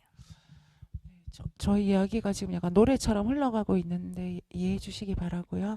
김민기 선생님의 시는 또 노래로 자작곡으로도 많이 씌워졌었고 정호성 선생님의 이별 노래가 이동원의 노래로 불리고 네, 있고 다 알다시피 김소월의 진달래꽃, 정지용 시인의 향수, 네, 예. 아무렇지도 않은 아내 이야기, 네, 박두진 시인의 해야, 서정주의 시 푸르른 날, 천상병의 시 귀천, 김남주 선생님의 그대 있음에 어, 외에 제가 조사를 해보니까 그냥 1시간 내내 제목만 이야기해도 될 정도로 분량이 많았습니다. 이런 이야기들은 이제 조금 넘어가서 나아가 시인의 일상이 영화화되기도 하는 경우가 있어요. 저도 깜짝 놀랐는데요. 우리가 지금 이제 계속 이 원주 여기가 원주시고 원주 시립중앙도서관인데요. 그러다 보니까 여기서 멀지 않은 곳에 있는 박경희 선생님께서 운영하셨던 원주 토지문화관 이야기를 하게 되는데 이런 한국에서는 작가들을 위한 레지던시 공간이 몇 군데 있어요. 대표적인 게 이제 원주의 토지문화관이고 그 다음에 서울 연희동에 있는 연희문학창작촌이라는 곳이 있어요. 거기도 작가들이 이렇게 서류를 쓰고 거기서 어떤 작품을 집필하겠습니다. 계획서 쓰고 뭐 이렇게 하면 이제 선발을 통해 가지고 뭐 3개월, 한 달 혹은 3개월 혹은 뭐 6개월 이렇게 거기서 푹 이렇게 마음 편히 자기 작업실을 쓸 수 있는 그런 공간이어서 진짜 로망이에요. 제가 좀 그런 공간에 들어가가지고 한 3개월 정도만 음, 막 책방 신경 안 쓰고 네, 대학 강의 신경 안 쓰고 글을 쓴다면 너무너무 막 훌륭한 작품 많이 쓸 것 같은 그런 착각과 이런 거에 많이 사로잡히는데 그러한 공간들 중에 음, 강원도 선생님 횡성 여기서 가까운가요? 네, 가까워요. 10분. 횡성에 강원도에 레지던시가 또 있었구나. 네, 애버덩 문학의 집 네, 네. 가보셨어요? 거기는 안 갔어요, 저는. 그건 좀 네, 산골이라고 들어서 가기가 조금 어렵다는 얘기 들었는데. 약간 방갈로식으로 되어 있어서 예, 뱀이 많다는 얘기를 듣고 저 안 갔습니다. 뱀이 많다고. 그래. 예, 왜냐하면 방갈로다 보니까 이제 이동하는 중에 풀밭처럼 돼 있을 예. 거잖아요. 거기에 뱀이 출몰한다 그래서 저 나는 무슨 사연 하나 알아요. 에? 손가락 에? 이야기. 아니요, 저는 제가 모르고 나중에 이야기 예, 예. 드릴게요. 예. 그래서 어떤 안 가기로. 시인의 이야기, 사연이 예. 있어요. 아, 그렇군요. 김산 시인이라고 예. 거기서 레지던시 있다가 네. 뱀과 관련된 사연 네, 있어요. 뱀이 있다 그래서 예. 저는 신청조차 안 했습니다. 거기. 그렇구나. 횡성이 저는 어디에 있는지 뭐 정확히 모르고 있다가 지금 네, 다시 네. 각인이 됐는데 횡성에는 이야기가 조금 또 예. 재밌게 갔지만 그 뱀 이야기를 해드리면 여러분이 깜짝 놀라서 지금 다 일어설 수도 있기 때문에 하지 않겠고 강원도 횡성에는 시인의 애버덕 문학의 집이라고 하는 이런 레지던시 공간이 있어요. 조명이라고 하는 아주 좋은 시인께서 운영하시는 공간인데 이렇게 방이 이렇게 있고 말씀하신 것처럼 방가로가 있고 거기서 시인들이 이제 신청해서 거기서 머물면서 한 달이건 몇 달 머물면서 작품 활동을 하는 거예요. 거기서 그냥 먹고 탱자탱자 놀고 막 그렇게 한 사람은 없어요. 다 밥 먹고 나면 산책 잠깐 하고 작품 쓰고 축제사절 쓰는 걸로 제가 알고 있어요. 그런 공간에 어느 날 갑자기 김전환이라는 감독이 카메라를 들고 오셨다고 합니다. 그리고는 그 레지던시에서 글을 쓰는 작가들의 그런 어떤 글 쓰는 모습들을 이렇게 찍었대요. 또 그렇게 또 바람에 흔들리는 풀잎도 좀 찍고 그렇게 하면서 그것을 2021년 올해 부산국제영화제에 출품을 했고 그것이 다큐멘터리 쇼케이스 부분에 상영이 되었다고 해요. 내용인즉슨 문학 레지던스에서 시인들의 일상을 기록한 것. 제목은 Poet's Window, 시인들의 창이라고 하는 제목이네요. 그렇게 해서 이 감독님이 강원도 횡성에 입주한 그 입주 작가들의 삶을 2년 동안 따라다니면서 촬영해서 만든 그러한 작품인데 그것이 이제 부산국제영화제 이제 다큐멘터리로 나가게 돼서 올해 그래서 막 기뻐하는 시인들이 많더라고. 자신이 우연히 가서 글을 쓰는데 카메라가 돌아갔고 자신의 뒷모습이 나온다. 저한테 막 보라는 거예요. 뒷모습을요? 예, 그래서 제가 제보를 받아가지고 그걸 알게 됐어요. 그래서 그냥 평범한 우리들의 삶이 다큐멘터리가 된다. 별거 없고요. 작업 공간에 이리저리 옮겨 다니며 창작을 고민하고 또 밤새 잠들지 못하는 시인들의 창으로 히슨풀의 새벽이 찾아오는 그 나날들을 쌓아서 한 편의 영화를 만든 거예요. 그래서 사람들은 이 시가 되게 힐링이 된다. 힐링 시네마다라고 한답니다. 요즘은 텔레비전에도 멍 때리는 시간 이런 거 있다면서요. 네, 불멍, 물멍 이렇게 예. 해서 그 불만 대사도 보고 있는 거 없고. 있어요. 네, 계속. 그리고 예. 물만 멍청하게 보고 있는 것도 있고요. 네. 그게 굉장히 힐링이 된다고 하네요. 저는 제가 제일 사랑하는 친구가 박지미라는 친구인데 그 친구가 어릴 때부터 친구예요. 근데 그 친구가 최근 몇 년 전에 불교에 입문하게 돼서 불교에 입문하게 됐고 그래서 명상을 즐기기 시작한 거예요. 네. 그래서 걔가 학교 선생님인데 아이들을 만나러 가기 전에 아침에 5시에 일어나서 6시까지 1시간 동안 명상을 하고 그리고 씻고 출근을 하는 거예요. 저는 못할 것 같은데 한번 놀러를 갔는데 하필이면 그 친구가 저한테 너 명상 좀 해볼래? 그래가지고 아침에 깨어서 했는데 1시간이 금방 가더라고요. 저 너무 지루할 줄 알았는데 아니에요. 절대 안 그냥 지루해요. 앉아서 그냥 멍 때리는데 저 정말 잔 거 아닌데요. 네. 10분 정도 앉아 있었는데 1시간이 네. 갔더라고요. 예. 또 이야기를 제가 재밌게 하느라 이런 또 뭔가 쓸데없는 이야기를 했는데 어쨌든 이런 시인들의 멍 때리는 삶 창작을 고민하고 멍 때리는 게 아니라 뭘 쓸까 약간 무념무상의 어떤 비오는 시간들 이런 것도 있었을 텐데 그 시간들을 촬영해서 한 편의 영화가 됐는데 그것이 제26회 부산국제영화제 BIFF가 6일에서 15일 열린 몇 월인지 확실히 모르겠네요. 네. 어쨌든 횡성 강림면 애버덕 문학의 집을 배경으로 촬영한 문학예술 다큐 영화 신들의 창이 화제를 모았다라고 기사가 나와 있습니다.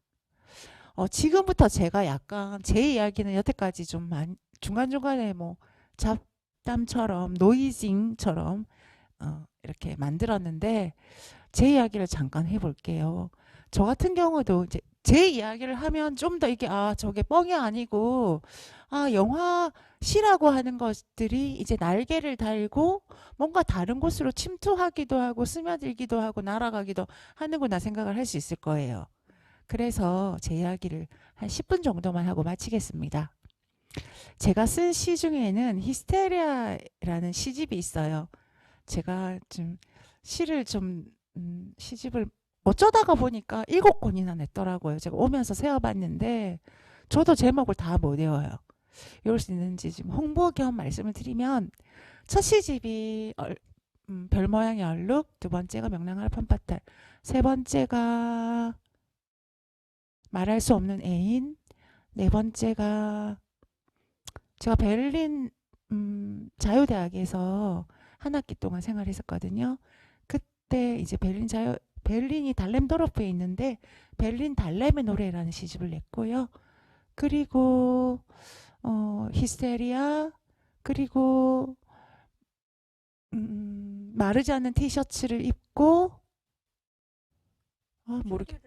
그리고 표류하는 흑발. 예, 맞아요. 표류할 때 썼던 표류하는 흑발. 예. 다 기억을 못 하겠지만 어쨌든 6개는 기억이 났습니다. 근데 그들 시집 중에서 히스테리아라는 시집은 저에게 굉장히 뭔가 아주 큰 기쁨과 아주 큰 절망을 주었던, 굉장히 제가 묻어놨던 시집이에요. 사실은 히스테리아가 나오고 이 시를 제가 어느 컨퍼런스에서 낭독을 했을 때 엄청나게 큰 욕을 먹었던 시인데, 그래서 제가 앞부분만 읽을게요. 그리고 앞부분만 읽을 건데 이런 말도 들었어요. 이거 정말 그러니까 제가 히스테리아에 나오는 시골 장녀라는 시를 어떤 세미나에서 읽었을 때 누가 저한테 삿대질을 하면서 욕을 한 경우는 있지만, 최근에 들은 또 다른 어떤 이상한 말씀은 이 시에서 보면 색한삼 양손에 끼고 버선발로 건물을 추는 여자와 눈이 맞았다라는 이 대목 때문에 제가 질문을 받았는데요. 레즈비언이냐고 저한테. 예. 건물을 추는 여자 눈이 맞았다는 이 대목 때문에 어떤 남성분 어르신께서 저한테 여쭤보셨는데, 진짜 시에 되게 예민하시구나 다들 그렇게 생각했는데, 저한테 화내고 삿대질 하신 분도 남성분이셨거든요. 어르신이셨고. 근데 참 어르신들은 참 자기 생각이 다 맞는 그런 생각을 하시는 분들이 계시는데, 그것도 제가 존중하고요. 이 시는 제가 고향 진주이고, 진주에는 매년 이제 개천예술제가 열리고 거기에는 논계의 사당이 있고, 또 그래서 거기에서 뭐 기생들의 춤, 지금은 그게 이제 국보는 아니고 뭐라고 하죠 그게, 문화재.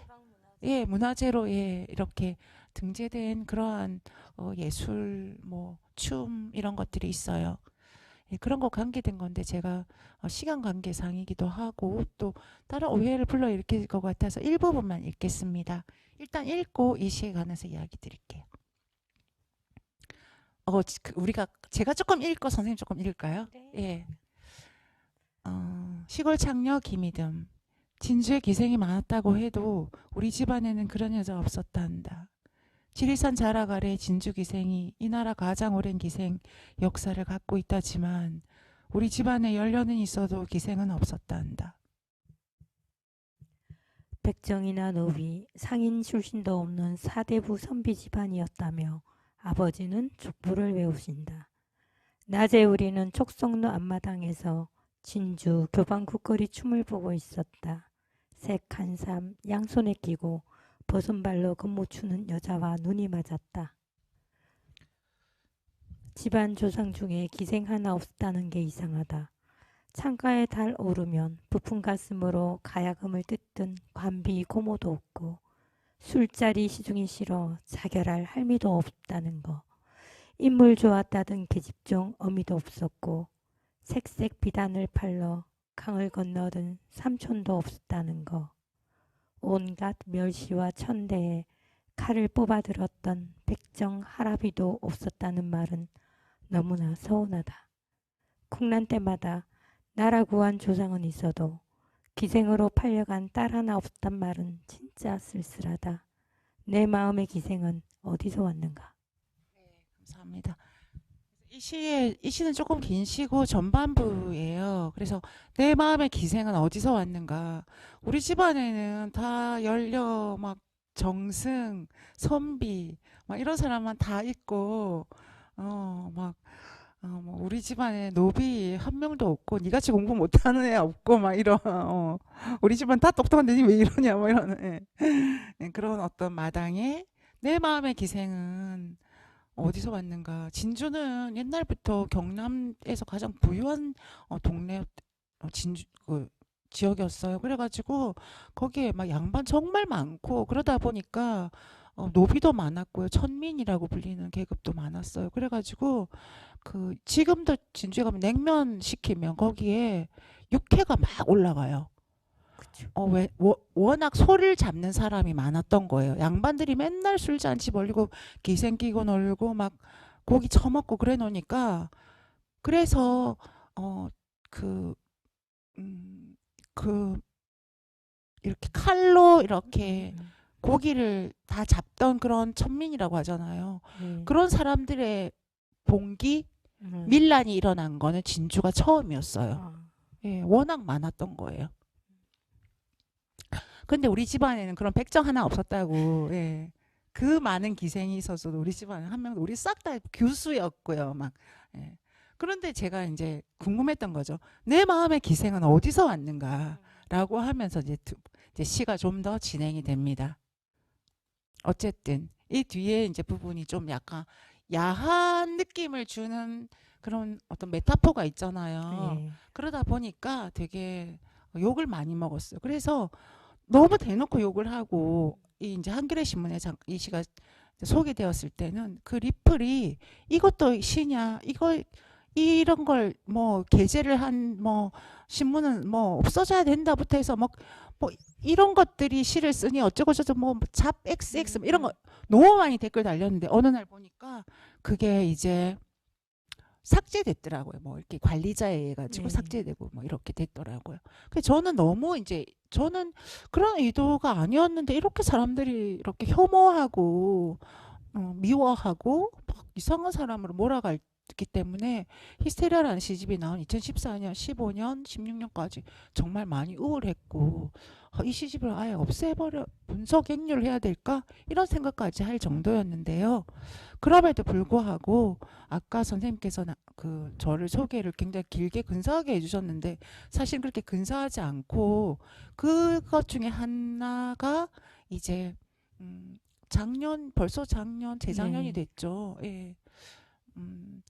그 아시아에서 최초로 이제 전미 번역상이라는 거 하는 걸 받게 돼요.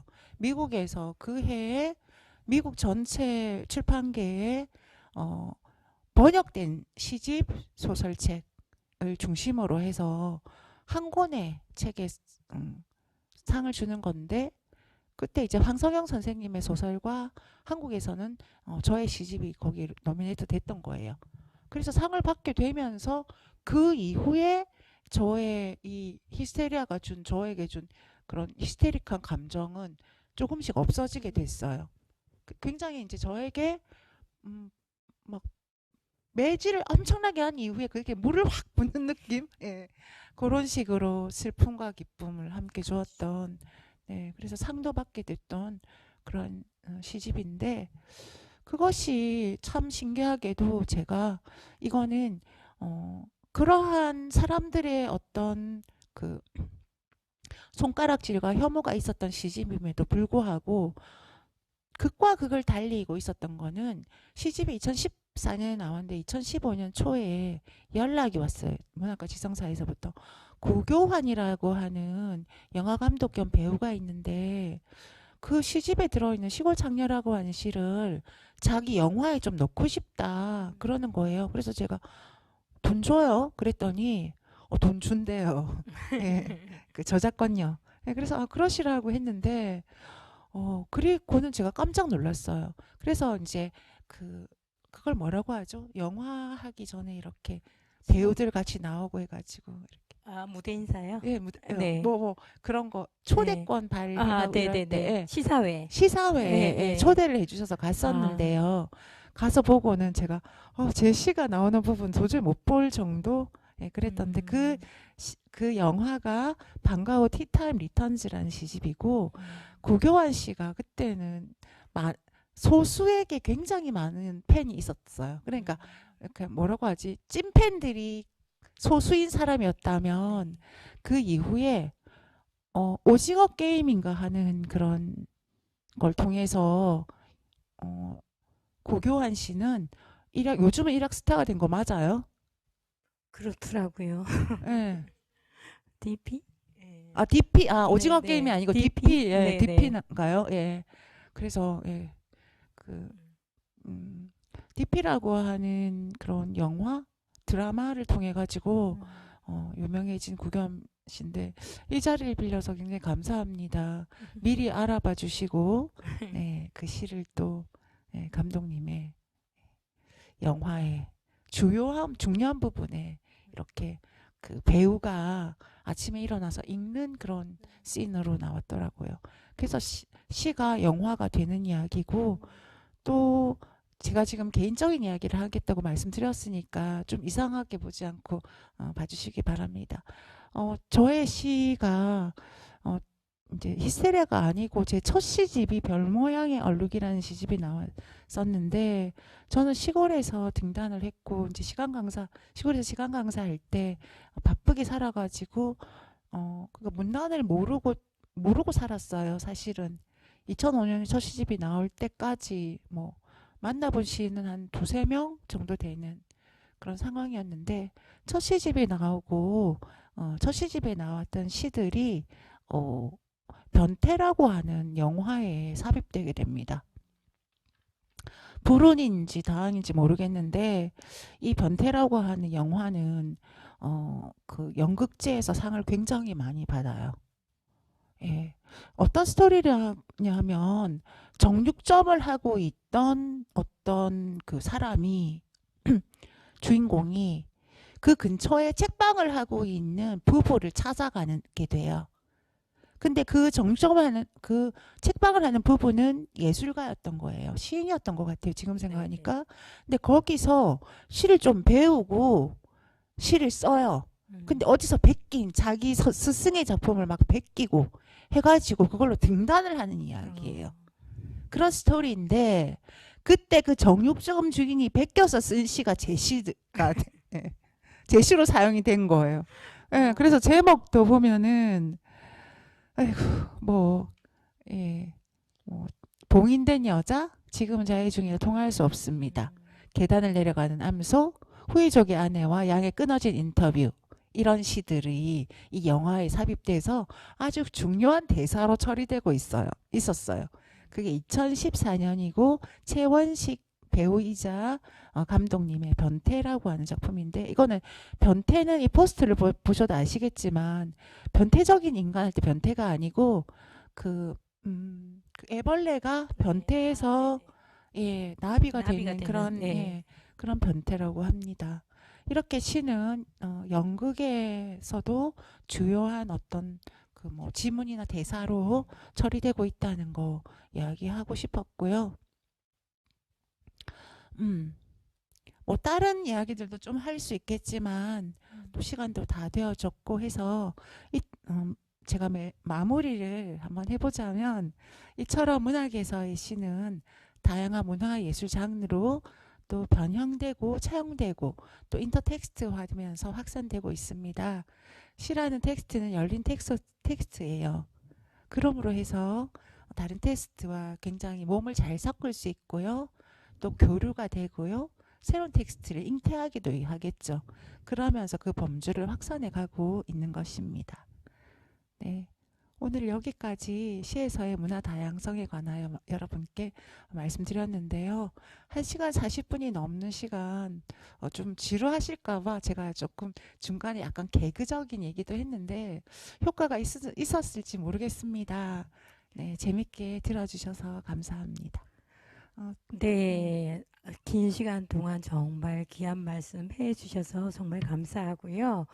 원래는 이 행사가 온라인이 아닌 오프라인으로 진행되기로 했잖아요. 근데 상황이, 네네, 신청이 거의 뭐 빨리 조기 마감이 됐다는 소문 제가 들었거든요. 그런데 뭐 상황이 워낙 안 좋아서 비대면으로 전환돼서 전면 온라인으로 됐는데요. 아마도 오시기로 했던 관객분들께서 너무 아쉬움이 커셨던 것 같아요. 그래서 사전 질문지를 이렇게 많이 보내셨다고 해요. 그 중에서 한 세 개 질문을 추첨을 하셨답니다. 그래서 제가 질문을 주신 관객들, 사이브 관객들 대신에 제가 대신 물어봐 드리도록 하겠습니다. 첫 번째 질문입니다. 아, 이듬 책방을 운영하고 계시는데 코로나라는 팬데믹 상황에서 현재 운영은 어떠신지요? 라고 책방을 많이 걱정해 주시는 것 같아요. 아, 그 제가 소상공인이에요. 이래봬도. 네, 2년 동안 이제 팬데믹 시대를 지나오고 이제 올 겨울부터 좀 괜찮아지겠지 생각을 했는데 또 뭐 무슨 오미크론. 오미크론이라고 네. 하는 또 국면을 맞이하게 됐는데요. 제 소상공인이 되려면 일단 사업자 등록증을 만들어야 돼요. 그렇죠. 그리고 신고를 해야 되는데 그때 네. 신고할 때 이름이 지금 질문자께서 이듬 책방이라고 하셨고 많은 음, 사람들이 제가 김이듬이니까 이듬 책방이라고 하시는데 아니에요. 책방 이름이. 책방 이듬이에요. 저희 그러니까 사업자 등록증 상에 책방 이듬이고 이듬 책방은 이듬스 책방 같은 느낌이잖아요. 그러니까 네. 이듬의 책방 같은데 그게 아니라 그냥 책방인데 모두가 사용할 수 있는 책방인데 이름을 그냥 편의상 이듬이라고 붙였다 그런 음, 거요. 라는 거 말씀드리고 그리고 경영이 네. 너무 잘 되고 돈이 한 달에 한 1,000만 원? 네, 이렇게 남아요. 네, 이렇게 말씀하시면 정말 다들 믿지 않겠죠. 예. 상상하시는 대로 굉장히 어렵고 오늘도 우리 강민주라고 하는 그 영화 전공한 친구예요. 영화 이렇게 그 시나리오 쓰는 젊은 아티스트에게 제가 알바비를 드리고 거기 이제 맡겨놓고 여기에 왔거든요. 어, 열심히 일하면은 알바비와 월세를 낼 수 있는 정도. 음. 네. 로 생활하고 있습니다. 저의 인건비는 아직 상상하지는 못하지만 아주 굉장히 재밌게 많은 문학 행사도 해오고 있고 또 좋은 작가님들과 그런 직접 만나서 이렇게 바로 앞에서 이야기하고 나는 소설을 쓰려고 하는데 어떻게 쓰면 좋을까 이런 이야기들도 하는 그런 저자와의 만남도 하고 있고 또 작은 독서 모임, 시 읽는 모임, 소설 읽는 모임 이런 것들도 해 나가고 있어요. 네. 네. 걱정하지 마시고 네. 네, 걱정하지 말라는 말씀이 걱정입니다, 저는. 굉장히 힘들고 어려운 것 같고요. 그래서 말인데, 지금 유튜브 방송으로 이제 시청하고 계시는 선생님들, 아니요. 선생님들께서는 일산 쪽에 대화동 쪽으로 가셔서 책방 이름을 한 번씩 찾아봐 주시면 더 큰 힘이 되지 않을까. 그게 응원이고 네, 고맙습니다. 격려가 지금 되지 손님 않을까. 없을까 봐 이 시간에 손님 없어서 민주님이 혼자서 지금 그러니까 고개를 푹 숙이고 앉아 있을까 봐 걱정이네요. 네. 손님이 안 오면 저희가 또 히터를 잘 안 틀거든요. 아, 네. 그래서 또 추운 데서 혼자 있을까 봐 걱정이 아, 됩니다. 네. 예, 많이들 찾아봐 주시고요. 네, 두 번째 질문 또 드리겠습니다. 두 번째 질문은 올해의 양승평등 문화인상을 수상하셨는데 양승평등 문화인상이 무엇인지 모르겠네요. 좀 얘기해 주시겠어요? 라고 상에 대한 질문을 또 해주셨습니다. 네, 제가 좀 진솔하게 말씀드리는 편이에요. 그래서 손해보는 경우도 있는데 양성평등 문화인상이 제가 이번에 2021년 양성평등 문화인상을 받았거든요. 근데 저는 사실 양성평등 문화인상이 있는지도 몰랐어요. 대한민국에. 그런데 어느 날 갑자기 연락이 와서 2021년 양성평등 문화인상을 받게 되었다고 하셔서 그걸 수락하시겠냐. 그렇게 해서 제가 그분에게 양성평등 문화인상이 뭔지도 여쭤보고 또 이렇게 인터넷으로 찾아도 봤더니 네. 좋은 상이더라고요. 아, 네. 네. 좋은 상. 예, 그러니까 그 한 해에 네. 여성임에도 불구하고 네. 그런 어떤 문화, 그러니까 문학이 아니라 네, 문화. 네. 전체적인 문화 어떤 운동 차원으로 네. 혹은 스스로 혼자서 어떤 문학 그러니까 문화 예술 활동을 열심히 한 사람에게 주는 네. 예, 그런 상이고요. 네. 그러니까 그런 상이 있음으로 해서 어쩌면 또 이게 양성을 오히려 더 나누는 게 아닌가 하는 생각도 제가 순간적으로 하긴 했는데 그런 상을 받은 저랑 같이 받은 친구는 벌새라고 하는 네, 굉장히 영화. 좋은 예, 예, 영화를 만든 예. 네. 감독이 네. 있었고 올해예요. 그리고 제가 굉장히 좋아하는 소설가로는 정세랑이라는 소설가 아, 있어요. 네. 옥상에서 네. 만나요라든지 정세랑 소설가도 같이 받게 되었고 제가 아는 사람들은 거기에 그렇게 많지는 않았지만 영화, 연극 그리고 또 뭐 있지? 뭐 노래 쪽도 가수들도 있고요. 또 문학도 있고. 근데 문학은 아마 제가 처음인 것 같기도 한데 확실히 모르고 꽤 15회인가 16회 정도 되었고 제가 사랑하는 어떤 안은미 선생님이라든지 무용수거든요. 무용하시는 분 그리고 그 영화 만드시는 선생님들 그런 여성 작가들 중에서 한 사람에게 주는 상으로 네, 알고 있습니다. 예. 네, 상당히 의미 있는 상을 받으셨는데요. 네, 문학판에서 좀 주시면 좋겠어요. 그러게요. 관계자님도 저에게 문학판에서 좀 아, 네. 곧 주어지지 않을까요? 하며 기대를 해봅니다. 마지막 질문이에요. 이 마지막 질문과 함께 이렇게 마무리가 될 텐데요. 작가님 작품 중에 청소년들에게 추천해줄 작품은 뭐가 있을까요? 아마 교직에 계신 분이거나 청소년 자녀를 둔 분이신 것 같은데요. 청소년들에게 추천할 작품을 말씀해 달라는 얘기셨습니다. 네. 제가 아까 질문지가 아까 올라올 때 질문이 뭔지 여쭤봤더니 이거 알려주지 않으셔가지고 제가 지금 당황하게 됐는데 청소년에게 추천할 만한 작품은 일단 청소년이라고 하는 범주를 우리는 술, 담배를 팔 수 없는 편의점에서 팔 수 없는 대상 뭐 이렇게 생각할 수 있는데 그 친구들도 굉장히 많이 그러니까 그런 어른과의 경계가 크게 크지 않아요. 네. 그래서 어른들이 읽을 수 있는 책이면 누구든지 읽을 수 있을 거라고 생각하고 저는 굳이 이야기하자면 블러드 시스터즈라고 하는 소설이 있는데 그 소설은 대학에 막 입학한 그 여대생이 겪는 어떤 우정과 사랑의 문제이거든요. 제가 요즘 꿈꾸는 것 중에 하나는 제가 너무 꿈을 꿔가지고 꿈에서도 나오는데 제가 쓴 블러드 시스터즈라는 소설은 한국에서 문학동네에서 나왔는데 못 쳤어요.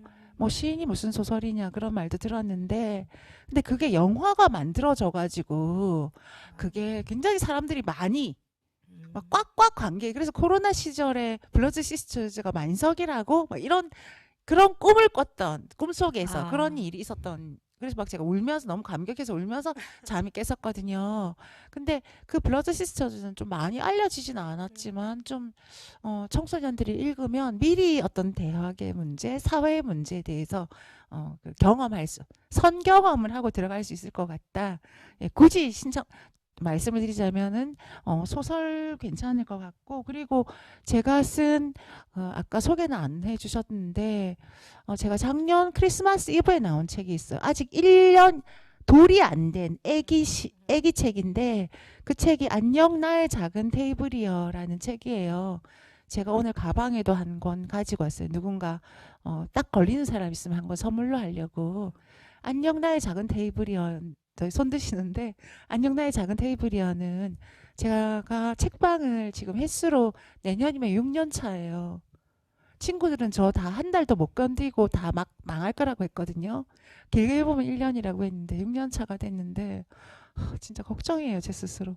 어떻게 해야 될지. 근데 그게 3년이 딱 지나면서 책방에서 만났던 사람들, 책방에서 쓴 짧은 시, 일기, 편지 이런 것들을 모아가지고 열림원에서 낸 책인데 커버도 되게 작가님이 예쁘게 그려주시고 해서 저는 굉장히 사랑하는 저의 에세이집이에요. 1년도 안 됐으니까 아직 거의 그냥 따끈따끈한 책인데 그 책을 연말에 그 자제분들에게 청소년들에게 선물해 주신다면 그 청소년들은 앞으로 굉장히 이 나라에 꼭 필요한 인재가 될 거예요. 예. 그렇게 될 거고 그 책은 읽기도 굉장히 쉽고 시도 아니고 일기도 아니고 편지도 아닌 듯한 그렇게 약간 넘나드는 형식이라서 글 쓰는데도 굉장히 많은 도움을 줄 거라고 생각합니다. 나 정말 너무 열심히 홍보를 했는데 여기서 예, 정말 아닌 말은 없고요. 예, 실제로 제가 좋아하는 그 에세이집이니까 그 자제분들께 권해주시고 그러면 그 친구들은 아마 앞으로 책방을 하겠다. 엄마 나도 책방을 할게요. 아빠 저 책방 하게 창업하게 저 대학 안 가고 책방을 하겠습니다. 이런 일은 거의 없을 거예요. 네. 네. 인생을 깨달을 수 있을 거예요. 아, 네. 인생을 깨달을 수 있는 책을 추천해 주셨는데요. 저는 개인적으로 모든 국적의 친구도 좋았고요. 디어 슬로베니아도 굉장히 좋은 산문집이거든요. 그래서 제가 생각하기에는 청소년들에게 추천할 책은 딱히 정해져 있지 않고 김이듬 시인의 모든 책이 다 추천작이다라고 말씀드리겠습니다. 저녁 제가 살게요. 네, 정말 2시간을 꽉 채워서 저희가 이렇게 약간은 코믹한 요소도 넣고 진지한 얘기도 하면서 얘기를 끌어왔는데요. 정말 긴 시간 동안 좋은 이야기를 잘 풀어서 얘기 나눠주신 김이듬 시인께 우리 한번 박수로 한번 예, 감사를 드리도록 하겠습니다. 예, 감사합니다. 네, 그리고 원주 시립중앙도서관에서 개최하고 있는 2021 문학의 달, 문학을 만나다는 이 시간 이후로도 쭉 좋은 프로그램이 많이 준비되어 있으니까요. 앞으로 계속 관심을 가지고 시청해 주시면 대단히 감사하겠습니다. 네, 장수 작가님 감사합니다. 감사합니다. 네, 고생 많으셨습니다. 네, 고생하셨습니다. 네, 김이듬 작가님. 들어주셔서 감사합니다. 고생하셨습니다. 네, 안녕히 계세요.